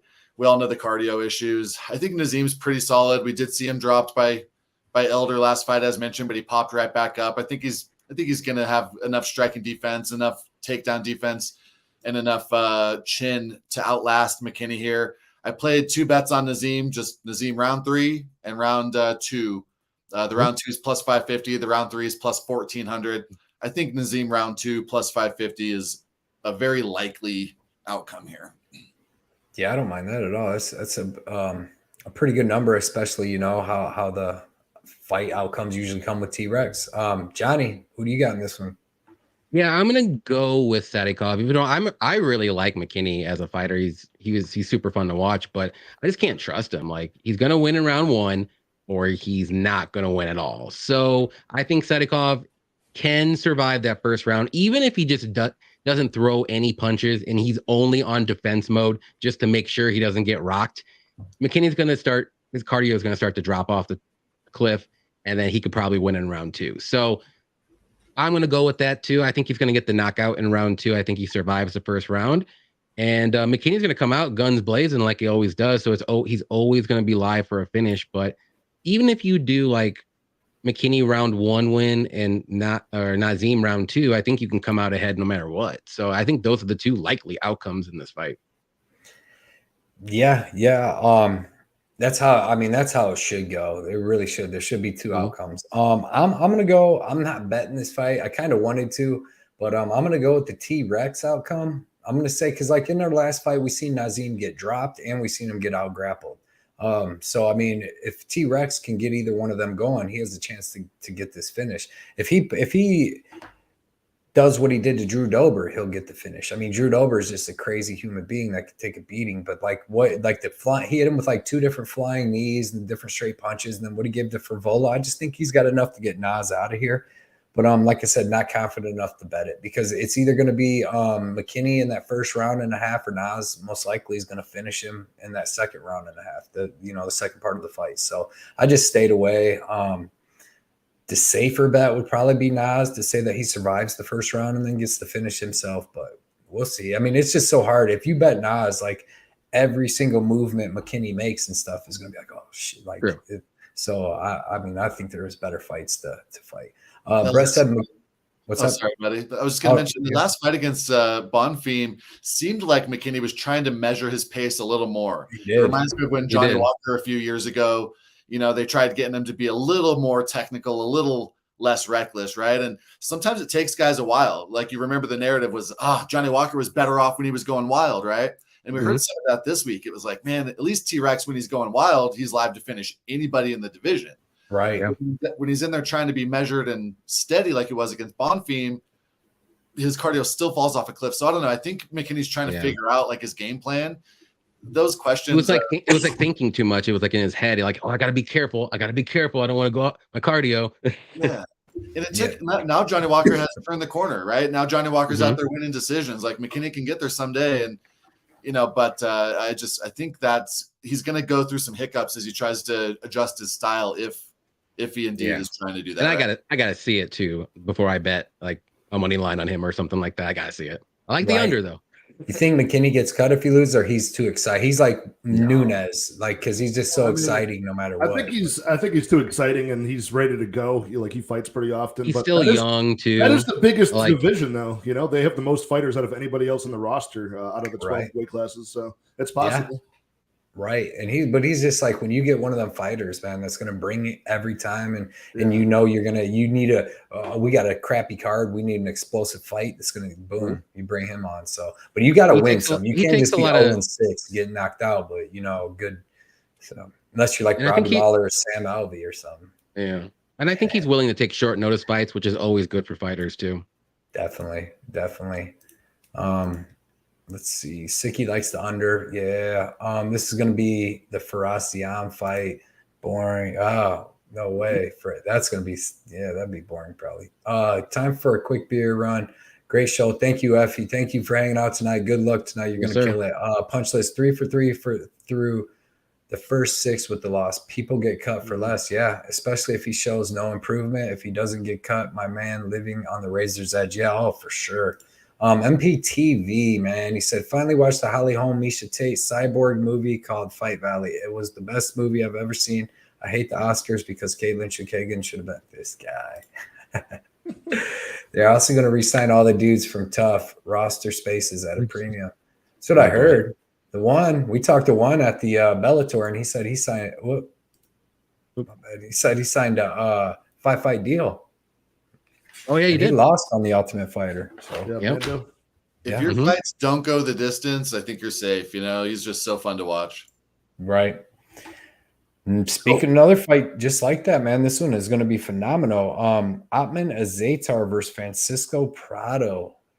Johnny, who do you got here, man? Yeah, so this is going to be a fun fight for however long it lasts, probably. But I'm going to go with the younger guy here in Prado. I think he's more well-rounded. He's got good grappling, good submissions. He's good on the feet, too. He's got knockout power, just like a Zaitar. Zaitar is mainly just going to come out there looking for the knockout in the first round. So, I mean, this fight might not get out of the first round, but if it does, I 100% love Prado after the first round, too. So, for me, it's a Zaitar first round knockout or bust. So, I'm going to go with Prado at the pick'em price. I got a bet on him, too, at minus 120 range.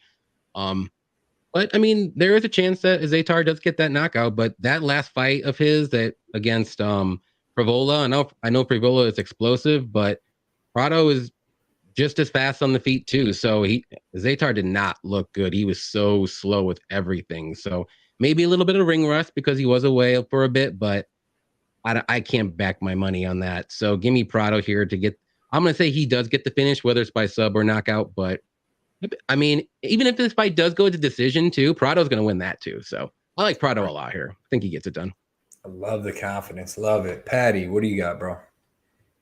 Yeah, I didn't have a great read on this fight, but what I do have is the under 2.5. I paid the extra chalk on that one for 1.5 units so under 2.5. Pretty much not going to decision, which is what these guys rarely do. You've got 10 round one stoppages for a Zaitar. You've got 10 of the 11 wins for Prado are under 1.5. So I think this does go under 1.5, but there's still an unknown factor. You got a Zaitar coming off of a long layoff and then taking on Matt Frivola, who's been just crushing people lately. Like the guy knocked out Drew Dober. Of course, he'll knock out anybody at that rate. Prado, pretty much getting out grappled by a less dangerous guy in Malarkey than he's facing this weekend. So, man, I'll take the plus money on a Zaitar as a side, but it's very low confidence. I think Johnny's correct in saying he's round one, knockout or bust. Prado certainly more well-rounded, younger, a lot more to prove to us potential-wise. So, yeah, I'll take Ottman by round one knockout, some phone booth style brawl, but just as long as this doesn't see halfway through round 3, I'll be a happy man. All right, got Ottman. All right, Free. Who do you got, brother? I agree with all of that. I really like a finish here. I think it's like minus 500, but I was trying to figure out how to play that. Prado's got 11 wins and 11 finishes. Ottman obviously got lots of power, but I agree. Johnny mentioned he was kind of slow and tentative in his last fight. He was coming off a layoff, right? So, also Frivola was throwing a lot of like very diverse kicks. I think Ottman was a little bit mesmerized. He only threw one jab in the first full minute of the fight. Finally, he started getting going with some teeps and some body kicks, but he just looked real tentative. He didn't look great. Even the commentators noticed it. And so I think Prado's the side here. I was really struggling with the prop, though.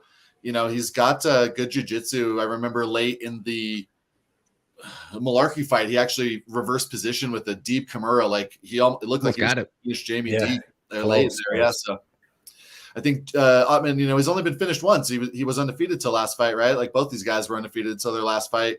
Yeah. So it's tough to say Ottman's durability is in question, but he just went out so cold in that Frivola knockout. So I think Frivola's the side I really struggled with the prop. I like the money line pick. I like the money line pick there. Yeah. Nice. Yeah, I'm on Prado myself. I like him being younger, a little bit taller. He doesn't have the reach, but he's a little bit bigger, younger. I'm going to assume he's got the cardio advantage. And I'm pretty sure he's going to have the grappling advantage if he goes to the ground. I don't know if it's going to go to – I don't know if either guy's really going to go for wrestling. But you never know. Maybe a Zaitar gets tired a little later and Prado gets a takedown. But Prado does, like you said, that Kimura off his back looked really good on the regional scene. It looks good. He's got 11 finishes. 6 of them are submissions. 5 are, by KO. So pretty diverse set of finishes where I think Ottman is just 12 KOs. Or maybe he's got 1 sub. I think he has 1 sub finish or something weird like that. But yeah, man, I think this is going to be a good fight. The thing is, it's weird. I don't know about the under 1.5 because I could see both these guys coming out a little tentatively, especially since Ottman got knocked out and then Prado got beat. So neither one of them wants to take a loss. They both know they're power punchers. So that could turn this into a slower paced fight, especially in the beginning. But once it gets going, man, the thing is somebody's probably going to sleep here because both of these dudes have KO power in both hands. Like they both throw hooks and both have KO power in both hands where most people don't. Most people, it's just their power hand. So both of them got good boxing. And I'm just going to say Prado is going to be a little faster and get to the punch. Plus he's more durable. I mean, he wasn't laying knocked out cold like 8 months ago, 8 months ago. So his durability is only 21. He hasn't been in a bunch of wars and gang wars and all the stuff supposedly Zaitar has been in. So give me Prado, and I bet him at -120. What lines you guys get him at? 120 as well. Okay. It's been about a pick 'em the whole week. Yeah. Felt like I missed it. Yeah, it was around 120 today. It's around 115. Looks like a little money's coming in on Ottman. Nice. It says you guys are trending on the live page. What's that mean? I guess we're doing good. How many people we got in here? Oh, we got 131, man. This is there we go. Oh, nice. It's a good show. Yeah, got some of the Hit best. that like button, guys. Hit that like button. Smash the like button, drop a comment, help the algorithm. But we got that's what just shows, man, when you bring these sharp dudes in, people, if you build it, they will come. So yep. Prado, Fight Talk Only too. What's up, Fight Talk Only? He's doing everybody go follow him on Twitter. He has a great page where he has all the different cappers come together. They have like 10, 12 each week, break down a fight and give their pick and all that stuff. And it's really cool. And he puts a lot of time to put it together, has cool graphics, all that stuff. And he's shouting out all the cappers while he's doing it. So it's really so much fun, man. So much fun having everybody work together as a team the day before the fights and, it's cool. And see what people are thinking about. Yeah, it's cool. Yeah, I seen what AJ's talking about. Who was that dude? The dude from some goat shed or something that's talking crap to Ottman. Oh, that wasn't very smart. Oh yeah. Yeah. He said Prado was like, oh God, I'm sorry. Right. Abu Dhabi. I got the Latino Dober by KO. They do. Dude, he looks like Dober a lot. Like it's crazy. Like a mini Dober. It is. It's very weird. He's got the chin. He's definitely got the chin. Do judges view ground control in comparison to significant strikes from y'all's past viewing experience? Absolutely. I think they used to view ground control more, but now it's like a guy could hold somebody down and land 25 pitter-patter shots for 3.5 minutes, and that guy get up and land like 2 decent shots while the guy's backing up, and he won that round. So it's like I would think of it more of who's leading towards the end of a fight. If the significant strikes are closer to ending the fight, then that's the side they go with. If the ground fighting is leading towards a submission, or put somebody in a body triangle for 3 rounds, you're going to win that fight even if you don't throw any strikes. Yeah. You got Julian Park on this card. He fought. Who did he fight? Where he landed like 260 total strikes. Oh, the guy down. John Phillips. Yeah, that's a fight where he landed like 4 significant strikes, but 260 total strikes. He won it by 30-25.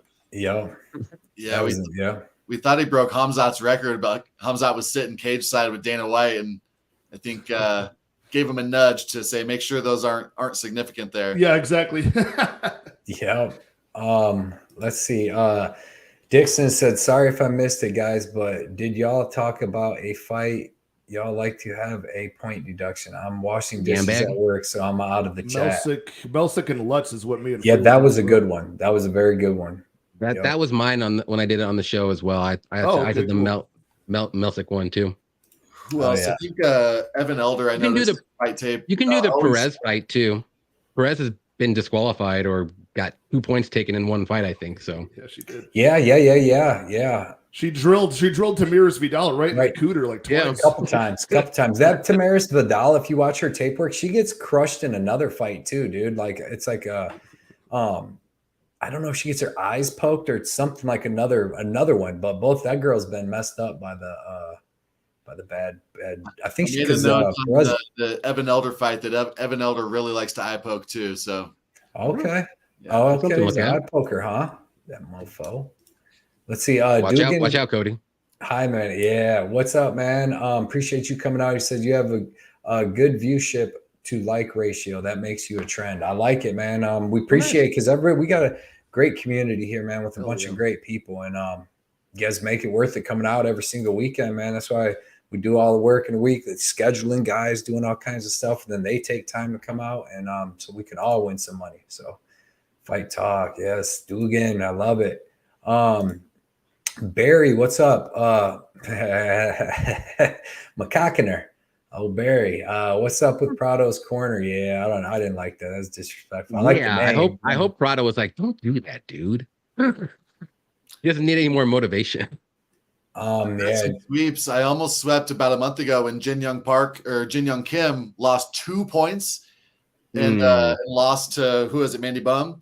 That was the only fight I missed on the whole card. She cost me like a plus 92,000 parlay. I'll never forget. Damn. Yeah. And she quit because she quit too. Like she didn't even have to quit. That's ridiculous, dude. Well, yeah, and like they took a point away from her a whole round later. You remember how crazy that was? Yeah.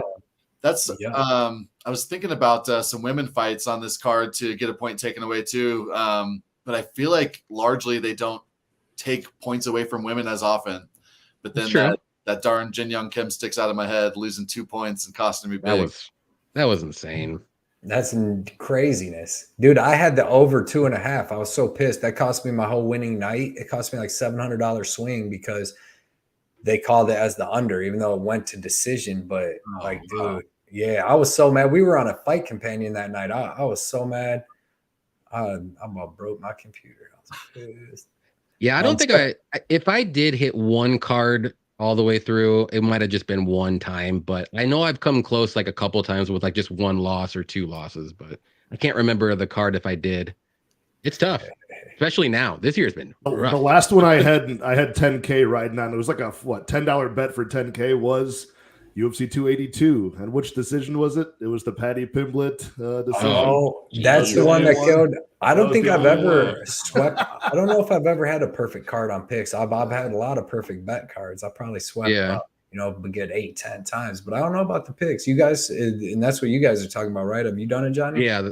No, if I did, it was once, and I couldn't tell you which one it was. I've gotten like 2 or 3 or 4 or 5, whatever you want to say, like 1 or 2 wrong, but no, I can't remember if I did, but I probably didn't. I did it on a few of those like 2020, 2021 COVID era cards where like I would put in like I put in a giant lottery ticket parlay. Like 3 people had COVID and those are the ones I got wrong, and the rest of them like ended up correct.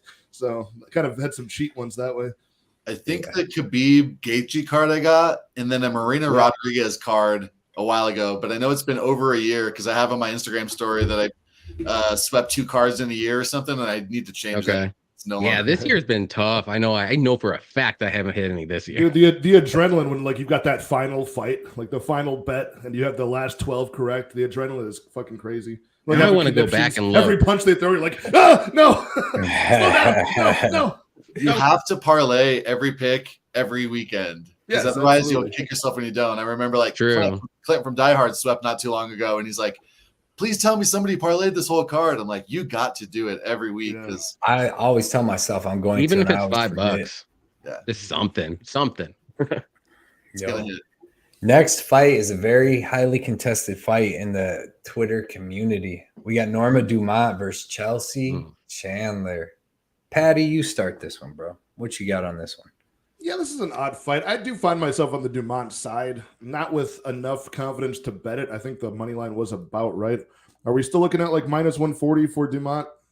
Right, Yep. minus 140 plus 120 Yep. Chandler.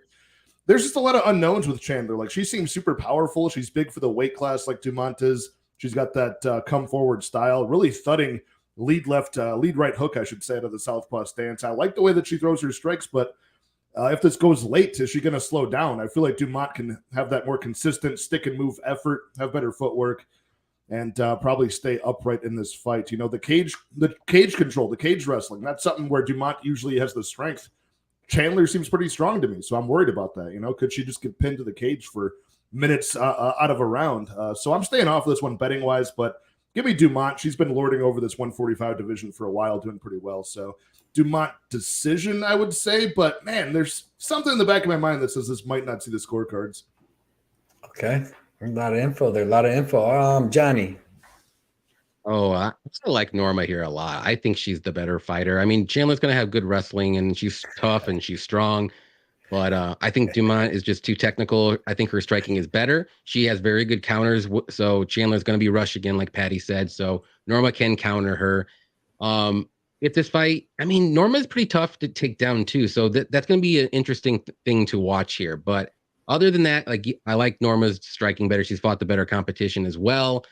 Chandler really hasn't fought anybody decent other than Stoliarenko. And to me, that's not even a good challenge, if you want to say. So give me Norma here. I got the money line bet minus 140 where it's at now. And I got the over, but I'm going to probably be sweating that over now. So, and then I did a little fun side bet for Norma KO at plus 1200 because Tyler and Couch Warrior got me to do it. And I think it happens, especially after the altercation now. So they're going to go for it.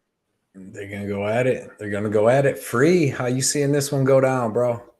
Really tough one. I like Norma, you know, the eyebrows, perhaps, as someone mentioned in the chat earlier, like, I'm biased and I kind of just dislike Chandler for no good reason.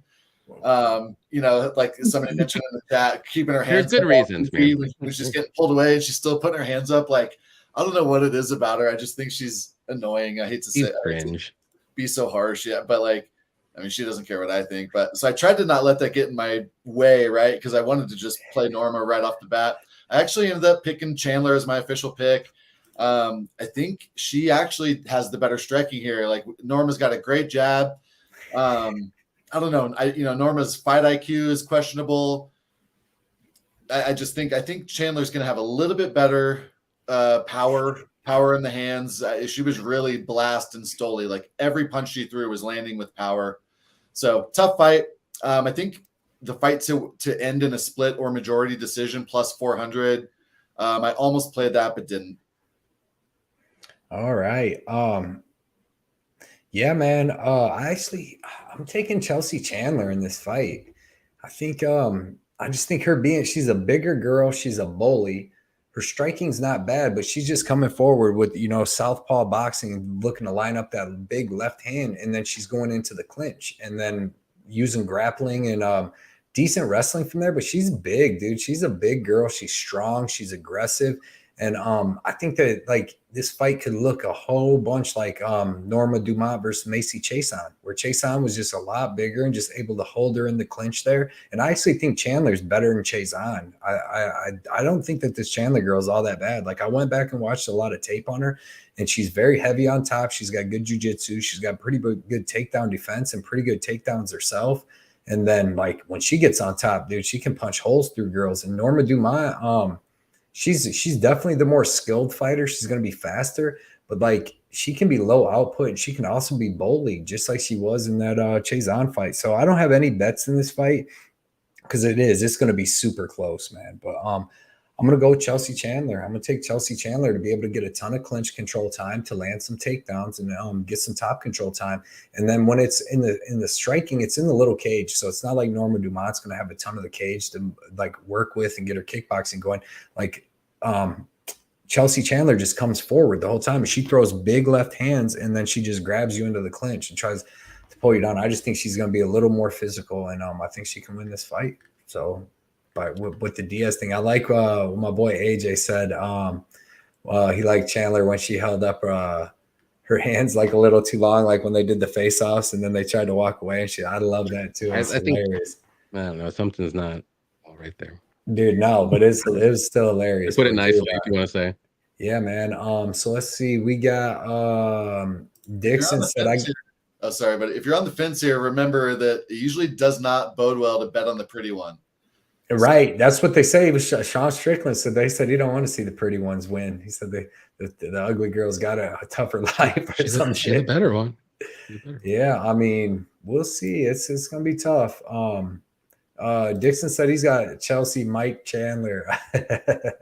That's the best nickname I've heard so far this week. Round 2 or 3 TKO. I mean, dude. See you at the top. Yeah. Mike Chandler, sis. Okay. Dugan said, if the guy is younger, I'll go with him because you can't understand the young buck attitude. Yeah, these days, man. Norma was sexy with that Brazilian anger. She was spewing at Chandler. Yeah, she was. I will say Norma looks a little bit more in shape. I just want to throw that out there. Yeah. Chandler looked a little bit soft in the midsection area. Throwing it out there. She always does. This is why. Well, plus Chandler is usually fighting at 135. She's fighting at one. This is a featherweight fight. So maybe that does favor Norma. I don't think so. Yeah, that's why I do. It doesn't. Well, Okay. I was debating myself with that. Oh, you're good. I'm just giving Cody some shit. Well, remember this is it was a catchweight. You know, Chandler's last fight was at 140. Did at 145. Did Julia take that? Was she short? Who was short notice? Was somebody short notice on that one? I think Chandler was short notice last time. I don't think they just made that fight, but yeah, that's like Sicky said, I was close to betting Chandler, but got too many money lines already. Yeah, that's why I like only having 5 bets, because fights like this that I want to bet, they just don't make it down to my 5. Like I'll have like 3 levels of bets. You know, I got like 15 here, and I'm gonna get that down to 10, and then I got to get that 10 down to 5. And these ones weed out, but I just have some weird feeling, man, that this girl is the real deal. She's tough too, man. Yeah, Richard likes Chandler. The real deal? I'm telling you, the real deal? Real deal Holyfield, bro. The real deal, though. Yeah, dude, I think she is, man. She's got that toughness. Like for this fight or like in a career? Career. Oh, this girl's big, mean, tough, dude. I'm telling you. We need to move on to the next fight. Yeah, we're going to. It's a very thin division, right? I mean, like, who's to say is she going to be at 145? I think so. She could do both, though. She could do both. I think she could make it to both. But she's just a big, aggressive girl, dude, and that's what you need. I don't know. It's gonna be good. It's tough. She's tough. Macy Chase on. She's strong. Otherwise, she's hard to take down. Macy Chase. How is Chandler going to get her arms around her? How? I think Chandler wants to strike here. I really think. Okay. But then I like Dumont way more then. Jeez. That's just me. Ain't getting it. She's gonna line that lefty up. I'm telling you, I like her meanness, but we'll see. Who's all got bets on this fight? I don't have any. Does anybody? Oh, okay. I defend them. I'm defending my bets. Okay. I like it. You better. You should never give in. Before all the weigh-in heat, I played this one to start round 2. You know, very chalky parlay leg. Oh yeah. You're like, oh shit. I got the over 2.5, and now I don't feel comfortable with that at all. But hey, this is where we're at now. Yeah, we're sweating now. Yeah. Yep. Let's see. Nick says Chandler gonna smash Dumont's dump truck. Yep. Face offs more for the chick fights too. Yeah. Let's see. Sean Strickland for president 2028. I'd go for him. Let's see. MI was good. Wishful thinking, Johnny. Yep. Chandler is a warrior. Simple as that. Maryovs knows what's up. Appreciate you coming out too, Maryovs, and knowing what's up. That's 2 good things, man. Johnny's he's stirring. He's the stirrer, man. Damn, he said Yasmin was the real deal. Yasmin. Oh yeah. She is the real. She still is. Would y'all stay away from Parker's theory? Oh, we're about to get to that, Brett. Everyone here is so high on Chandler. Should I send the KO in round 3? I like that. I'm liking that. Chandler, all right. Got 2 I would fade the public on that one. Richard Farmer said, just watch the face-offs and the scene after. I like Chandler even more now. Norma Dumont talking shit isn't a good sign. Yeah, she usually isn't doing that. Chandler hasn't actually faced a UFC opponent. Norma's beat a bunch. That's true. Those are the facts. I'll mention Norma's resume ages worse and worse and worse all the time. As you go. Yeah. And plus Chandler just hasn't had a chance to fight him. But I'm telling you, dude, Chandler's a different kind of girl. Like Norma's a tough, athletic girl, right? But like an athlete, where like Chandler's like actually a tough ass, big, mean ass girl that I think, you know, can put it on her, man. Chandler all day. Agree with him. Pyro, appreciate you coming out, Pyro. Appreciate the comments. Johnny don't, but I do. Chandler will keep Dumont's ass with her huge I could shoulders. stir the pot all day. Get to stirring. Let's see.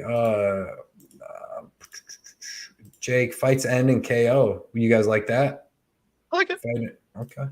Either one. I'm looking to send a massive parlay like that, but for guy fights. Yeah, we'll figure something out here at the end. All right, next fight. Co-main event. We got Albert Duryev versus Jung Young Park. Free. We'll let you start this one. Really tough one. You know, Park's got like 70% takedown defense, but he's undersized here. You know, Duryev, he's got bad cardio. I picked Buckley against him as a big underdog, and Buckley came through there. You know, the last fight for Duryev against Chidi was real close. I mean, I think it could have gone either way and not been called a robbery. So it's kind of like you're just trying to figure out, is Park's volume and jab, you know, going to win those moments on the feet? And is he going to be able to stay up a little more than Chidi was? I'm really torn. I played this fight to end in a split decision at plus 550, and Duryev is my official pick. Okay. All right. I like that. I hate making decisions off stare downs, but I was on the fence, and then the stare down is what got me off the fence. It always looks like that, though. Park always does that. He was shook. Ain't no such thing as shook halfway at all. crooks, He's just Johnny. super nice. He's super nice. Ain't no such thing as not his halfway demeanor, crooks. just the size. Just the size. Oh, the size. Okay. Yeah, And I can see that. Yeah, and the skills. But yeah, I like that pick. I like that pick. Patty, who do you got on this one? Dude, I feel a lot better about this now because me and Free are on the same side of this. Plus 550, a quarter unit on the fight goes to split. And I'm taking, of course, I got to take the 0.1 unit and either got to win by split. That's Duryev to win by split plus 1,100, Park plus 900. So I'm just under a half of a unit investment on this one to be close. I know my guy Cody thinks that Durayev's a cardio machine, the next Merab Dvalishvili, but I think this guy does fade as the fight goes on. Real deal. He wins round one easily. Round two is a close striking battle, and then round three it should be Park. The judges are going to have the toss-up of round two, and we're going to see this go to a split. But I think Duryev wins. I think he's got the simpler path to victory. Just I can't trust his urgency, you know? Okay. I like the pick. Johnny, who do you have on this? All right, guys. All right. So I do think this will be a close fight. I'm going to say it right now. And I think Duryev will win round one. But after that, this is where I think Park starts to take over. Duryev, I see him slow down in his fights. He gets sloppy with his takedowns. He's very low volume when he does stand and if he wants to strike. And if he doesn't get those takedowns, like I don't think he's really that good. And Park's cardio is great. He does decent. Look at Cody. He has decent takedown defense. And I like his volume on the feet. So I think he can win rounds 2 and 3. And it's going to be a close decision. It could go to split. I like all the split bets for sure. But I'm going to go with the Park side here. I just think he does what he normally does. And he just gets in his little turtle shell until he's ready to go. And he's just going to go and win this fight. So I'll say by decision, maybe split.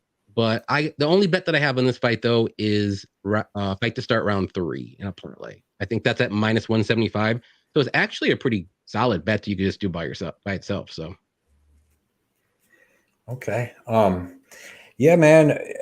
I know we go in on Duryev's cardio, but dude, Iron Turtle's cardio is not this freaking legendary cardio, dude. If you go look, he got all he's cardio. The real deal in the cardio Anthony section, Hernandez, right? When he fought Eric Anders, his where was the freaking cardio then? He was just as gassed as Anders in the third.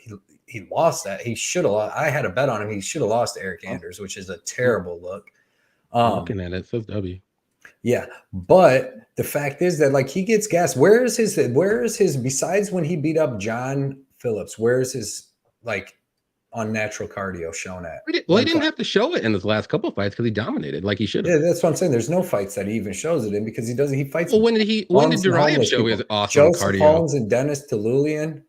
Did he show his last fight? He showed good cardio against Kopylov. He showed good cardio against Chidi. He beat these threw three punches all fight. These dudes are top 15 guys. These dudes would smoke Park. I'm just not that high on Park. I used to be. Thank you. It finally came out. I used to think that he had cardio. I used to think that like he was decent striking, but then like I watched him, like I said, against like Eric Anders. Like he's got decent boxing, but it's not like nothing good. He doesn't really throw kicks. His cardio is all right. His wrestling's overrated unless he's fighting Joseph Holmes. Like he couldn't take down Eric Anders.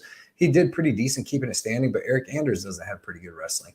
I think Duryev's going to hit harder on the feet. I think he's got more diverse striking. He throws more power leg kicks. He throws power head kicks. He's definitely got the wrestling advantage, and he's going to be able to land the takedowns, and I think he's going to be able to get the clinch control. I also like that he's fighting a guy that's just like a little smaller than him. Like even Kopylov, dude, that dude is really good, man. And it's not like he just completely gassed out against Kopylov. It's in the second round, dude. He got hit with a big-ass shot and got dropped, almost got put out. Got hurt a couple more times, and I think that kind of zapped his energy too. But then he was still able to come back in the third round and fight through it and wrestle through it. So I think he's going to be able to get through that. But like, it's not like he comes out after the end of the first round is just completely gassed. And plus, I don't even know, man. I'm just not that high. I used to be more high on Park than I am now for some reason. But I just think that Duryev, like I said, has the more variety of striking. I think he's got the grappling advantage, and I think that he can get some clinch time too. And then just being a little bit bigger even helps when it comes to this wrestling stuff. So the only like Park's got like a decent jab and decent cardio. That's all I give him. But he's not over under of how many takedowns Duryev gets after round 1. 1.5. What do you think? After round 1? Yep. I mean, I'm gonna say 0. He only needs 2 takedowns for me to win this. Well, he's only going to get 0 after round 1. Like, what does Park do? Throw a double jab, a jab, this and that, and then he gets punched. Hey, as long as it lands, it's going to score points. Rodriguez. No, he's going to get. He's dangerous. Who is? I'm not saying Park's dangerous. Where's I'm saying he he's going to win the fight in rounds 2 and 3. At? He's good everywhere. He's a real deal. What? He's not good. No way. All right, so I'm taking that plus 130 dog. Johnny's going to be drinking a beer. Smug. Hey, I'll take it. He's going to be drinking. Just watch when Duryev has no wrestling after round 1. So he's going to go out there guns blazing like he always does. He's going to look great. He's going to win round 1. And then he's just going to be sloppy the rest of the way. He didn't even really gas against Buckley either. He just, his eye swelled up. Like it freaking. That happened in round 2. What do you mean? I was there. Yeah. And he hit him. I mean, what? He was. But I mean, when Buckley got the head kick, it happened in round 2. Yeah, but he wasn't like gassed out. I'm just saying the fight got stopped because of the damage. He didn't get. Yeah. I wasn't talking about that, but I'm just saying that happened in round 2. Like he didn't get a takedown in round 2 in that fight either. I don't think he tried though. He barely tried. Is that good? Is that a good idea? He should have tried.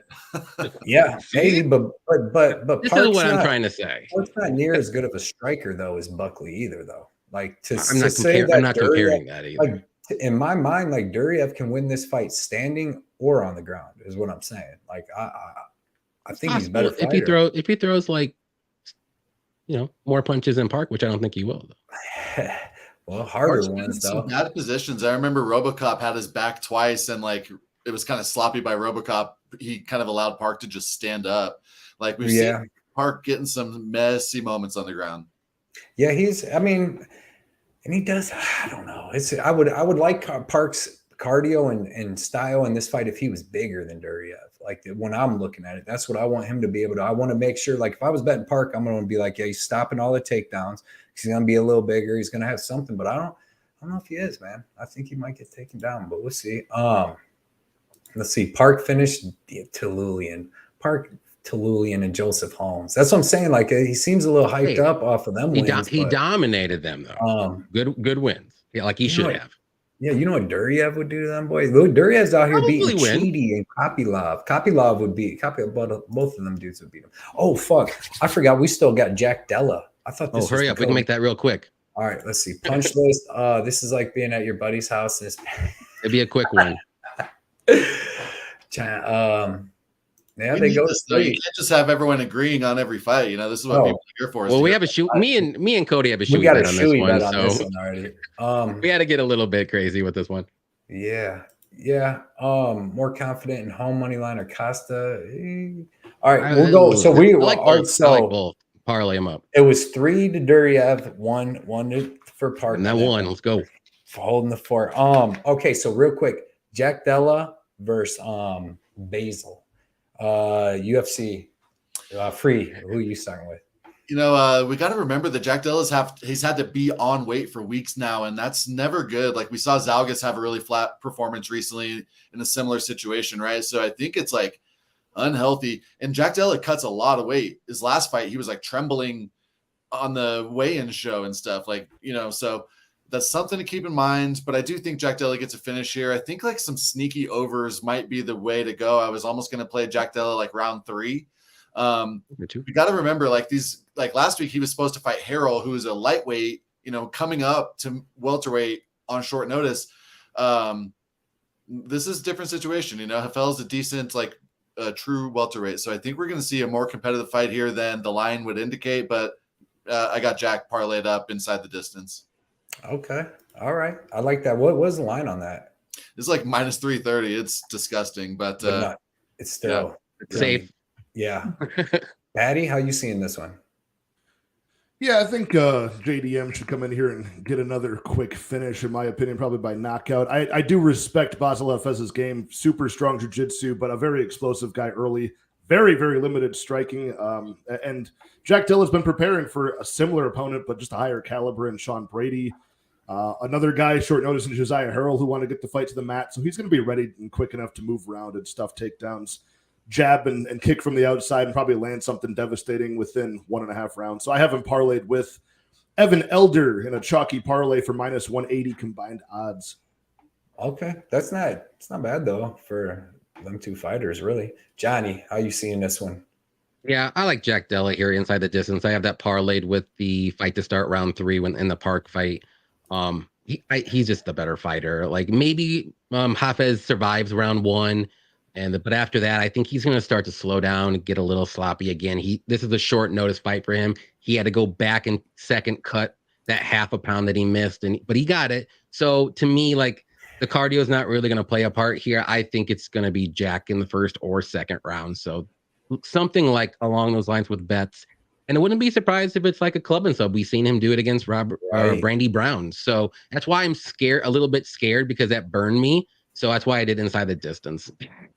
That Randy Brown one, like the inside the distance line was damn near the same as the KO line because you know now people are a little more wary of the JDM submission, right? But I think that's a great reminder for folks when the inside the distance is damn near the same price as the prop you want to play, pay that extra 10 cents. Yep. Yeah. Those crazy situations where you know JDM subs somebody.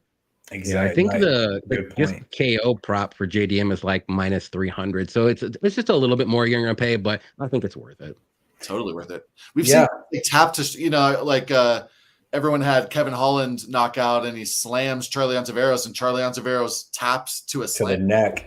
You never know when somebody's going to submit in a weird situation or something. Yeah. No, in this one, I'm gonna take JDM. I'm gonna take him by that KO. I know Basil, he's like a decently high level black belt in jiu-jitsu. So hopefully, I mean, it would have to be a club and sub, but I think JDM's gonna want to just punch his face off. Like, and I think he's gonna want to try to come out here and get this done like quick to make a point. You know what I mean? When you're a guy on a trajectory like he is, like you don't want to come in here to a regional scene, like not say that this dude's a regional scene level talent, but like a regional scene guy on short notice and, you know, go in a 3-round war. So I think he's going to be looking to get this out of here early and put them hands on him kind of like he did. What was the one dude that was supposed to fight recently, the Mexican dude, Pete Rodriguez, like he did when he fought him, just lit him up. So, if not, man, there's a possibility Basil could land some takedowns and get some control time. The dude's in good shape, and he's actually a really good fighter. He's not a bad fighter by any means. So, but still, give me JDM. Main event time: Holly Holm versus Mayra Bueno Silva. Johnny, we'll let you start this one. All right. So I love Holly Holm in this matchup. I mean, I see why people are on the Bueno Silva side. I get it, but I mean, I think Holly Holm is super. Like I know she's 41, but man, she's got cardio. She's still strong. She's good in the clinch. Her striking is still good. Like she's showing some wrestling and some takedowns now, and she's been very safe when she gets those. She gets in half guard, she gets in side control. So the arm bar would be the only thing that I'm worried about if Holly does get those takedowns. But if she can get in the half guard or side control, like I think it's just she can stay down there the whole fight and just win control times up against the cage on the mat. I think she can outstrike Silva. Silva has slowed down in her fights in the second and third rounds before, so who knows if this gets in the round 4 or 5, what she's going to look like then. So there's just a lot of stuff just going towards the Holm side, and I just like Holly Holm here to get it done again. I'll say by decision, but it wouldn't shock me if she gets like a late like knockout, if she gets some control time, like ground and pound knockout, like in the 4th or 5th round. So she almost got Santos out of there that one time, so it could happen. But Holly Holm by decision. I'm pretty confident she gets it done though. I like it. I like it. Patty, how are you seeing this one go down? Yeah, I'm picking Holly Holm to do Holly Holm things, but I'm not trusting her with that much conviction at 41 years old. And Mayra Bueno Silva is dangerous. Like I think her submission game has outshined her very technical and strong Muay Thai techniques, which I think highly of. Probably land with the better impact in this fight. But dude, I mean, Holly Holm, she's going to have to really rely on getting those later rounds of the fight and winning a decision to get this done, in my opinion. Whereas MBS could get the submission if Holly Holm tries to be too fancy with the cage grappling and chases her to a ground position. I think Holly Holm is just too much of a good mover, though. Like she's not going to stand to be stationary the way that Lena Landsberg was, and just letting Mayra Bueno Silva kick her ribs off for like a full 5 minutes. So it's going to have to be a strong start to the fight for MBS to win. I think it's possible, but I'll side with Holly Holm in this one. One more time. Will we see a final title shot from her before she retires? Maybe. Right. Just leading up to Free. How you seeing this one? I'm on Holm as well. Last week I played her at -155 for 3.1. I've since become a little nervous about it. Like, we all think of Holly Holm as like the champion boxer with head kick knockouts, right? And that's not who she is anymore, right? She's a cage controlled decision machine or bust. And I actually think as Patty mentioned, the Muay Thai, the clinch striking from Mayra is underrated. I think she can make those clinch positions really uncomfortable for Holly and just frame and laying some elbows on her. She might even be able to cut her doing that. So I think the striking is more even than you'd think just off the top of your head, right? Yeah.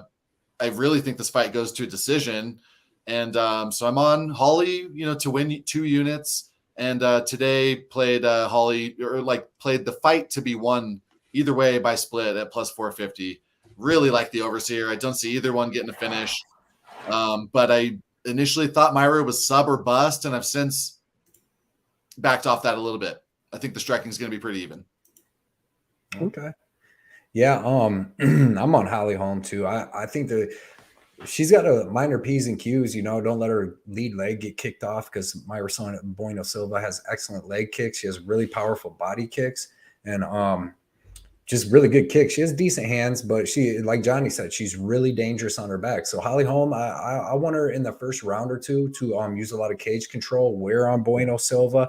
Because Bueno Silva doesn't have the best gas tank in the world. We've seen her fade in that 3rd round against numerous girls, and Montana De La Rosa, Moreno Moros, all kinds of different girls. She's just slowed way down in the 3rd round and kind of gotten beaten up. And this is a 5-round fight against a girl that has phenomenal cardio. Like Holly Holm has phenomenal cardio, phenomenal fight IQ.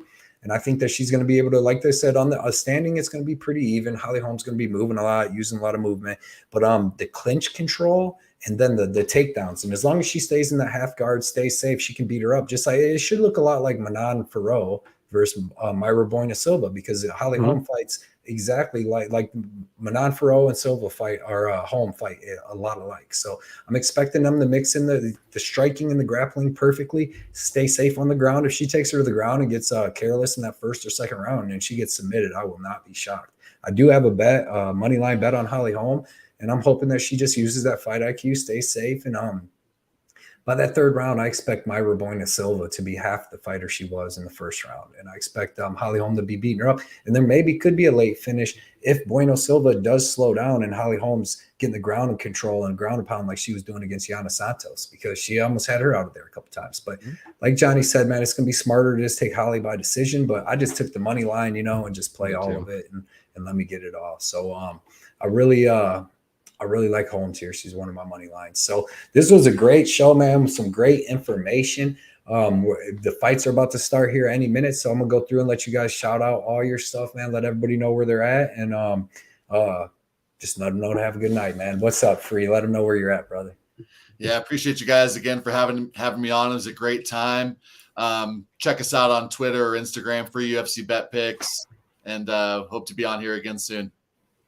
Yeah, definitely. Everybody follow him. Like I said, his link is in the description for his Instagram, and you got great bets, dude. Sharp angles, and I can't wait to get you back on the show, bro. For real. We're having a really good year.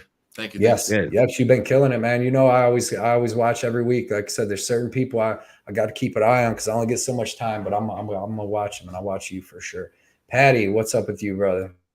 Yeah, man, it was nice to meet you, Free. We'll definitely do some work together in the future, man. You got a really smart opinion on everything that you're talking about here. So thanks to Johnny and Cody, as always, inviting me on. The chat has been awesome. We've made a very seemingly low-value card here from an entertainment perspective. Super fun to watch, and I can't wait to switch over and start cashing these bets tonight. So my name is Patrick. I run a channel called Addicted to Combat on YouTube.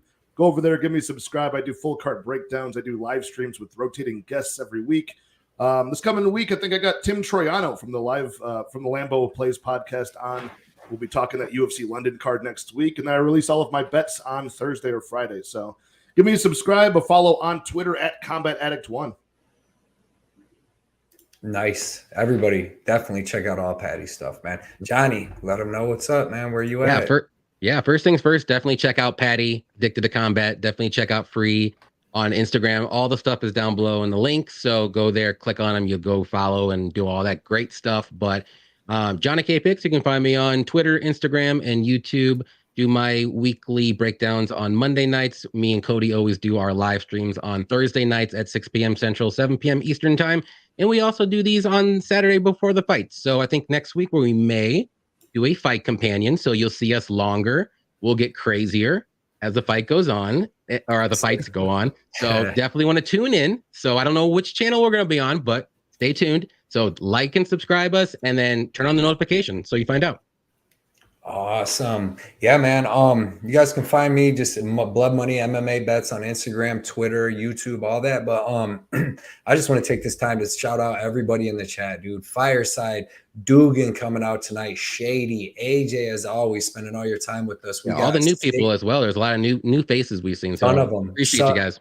Yep. Subhuman, Brett Robinson, Pink Floyd, Sicky, AJ, MPTV, John Newquist, as always. Thank you for the dono earlier. Derek Izzy, Unity, dude, everybody that came out. Thomas Hewlett, MMA Jesus, Dev. We had 138 MMA earlier. Nathan Schwartz, Certified G, Brandon Olson, Raw Torque, dude. Everybody that commented, man, I hate it when I miss any names. Daz Files was here all day, dude. Appreciate you, Bunny Hunter, Pyro, everybody. We appreciate all you guys coming out.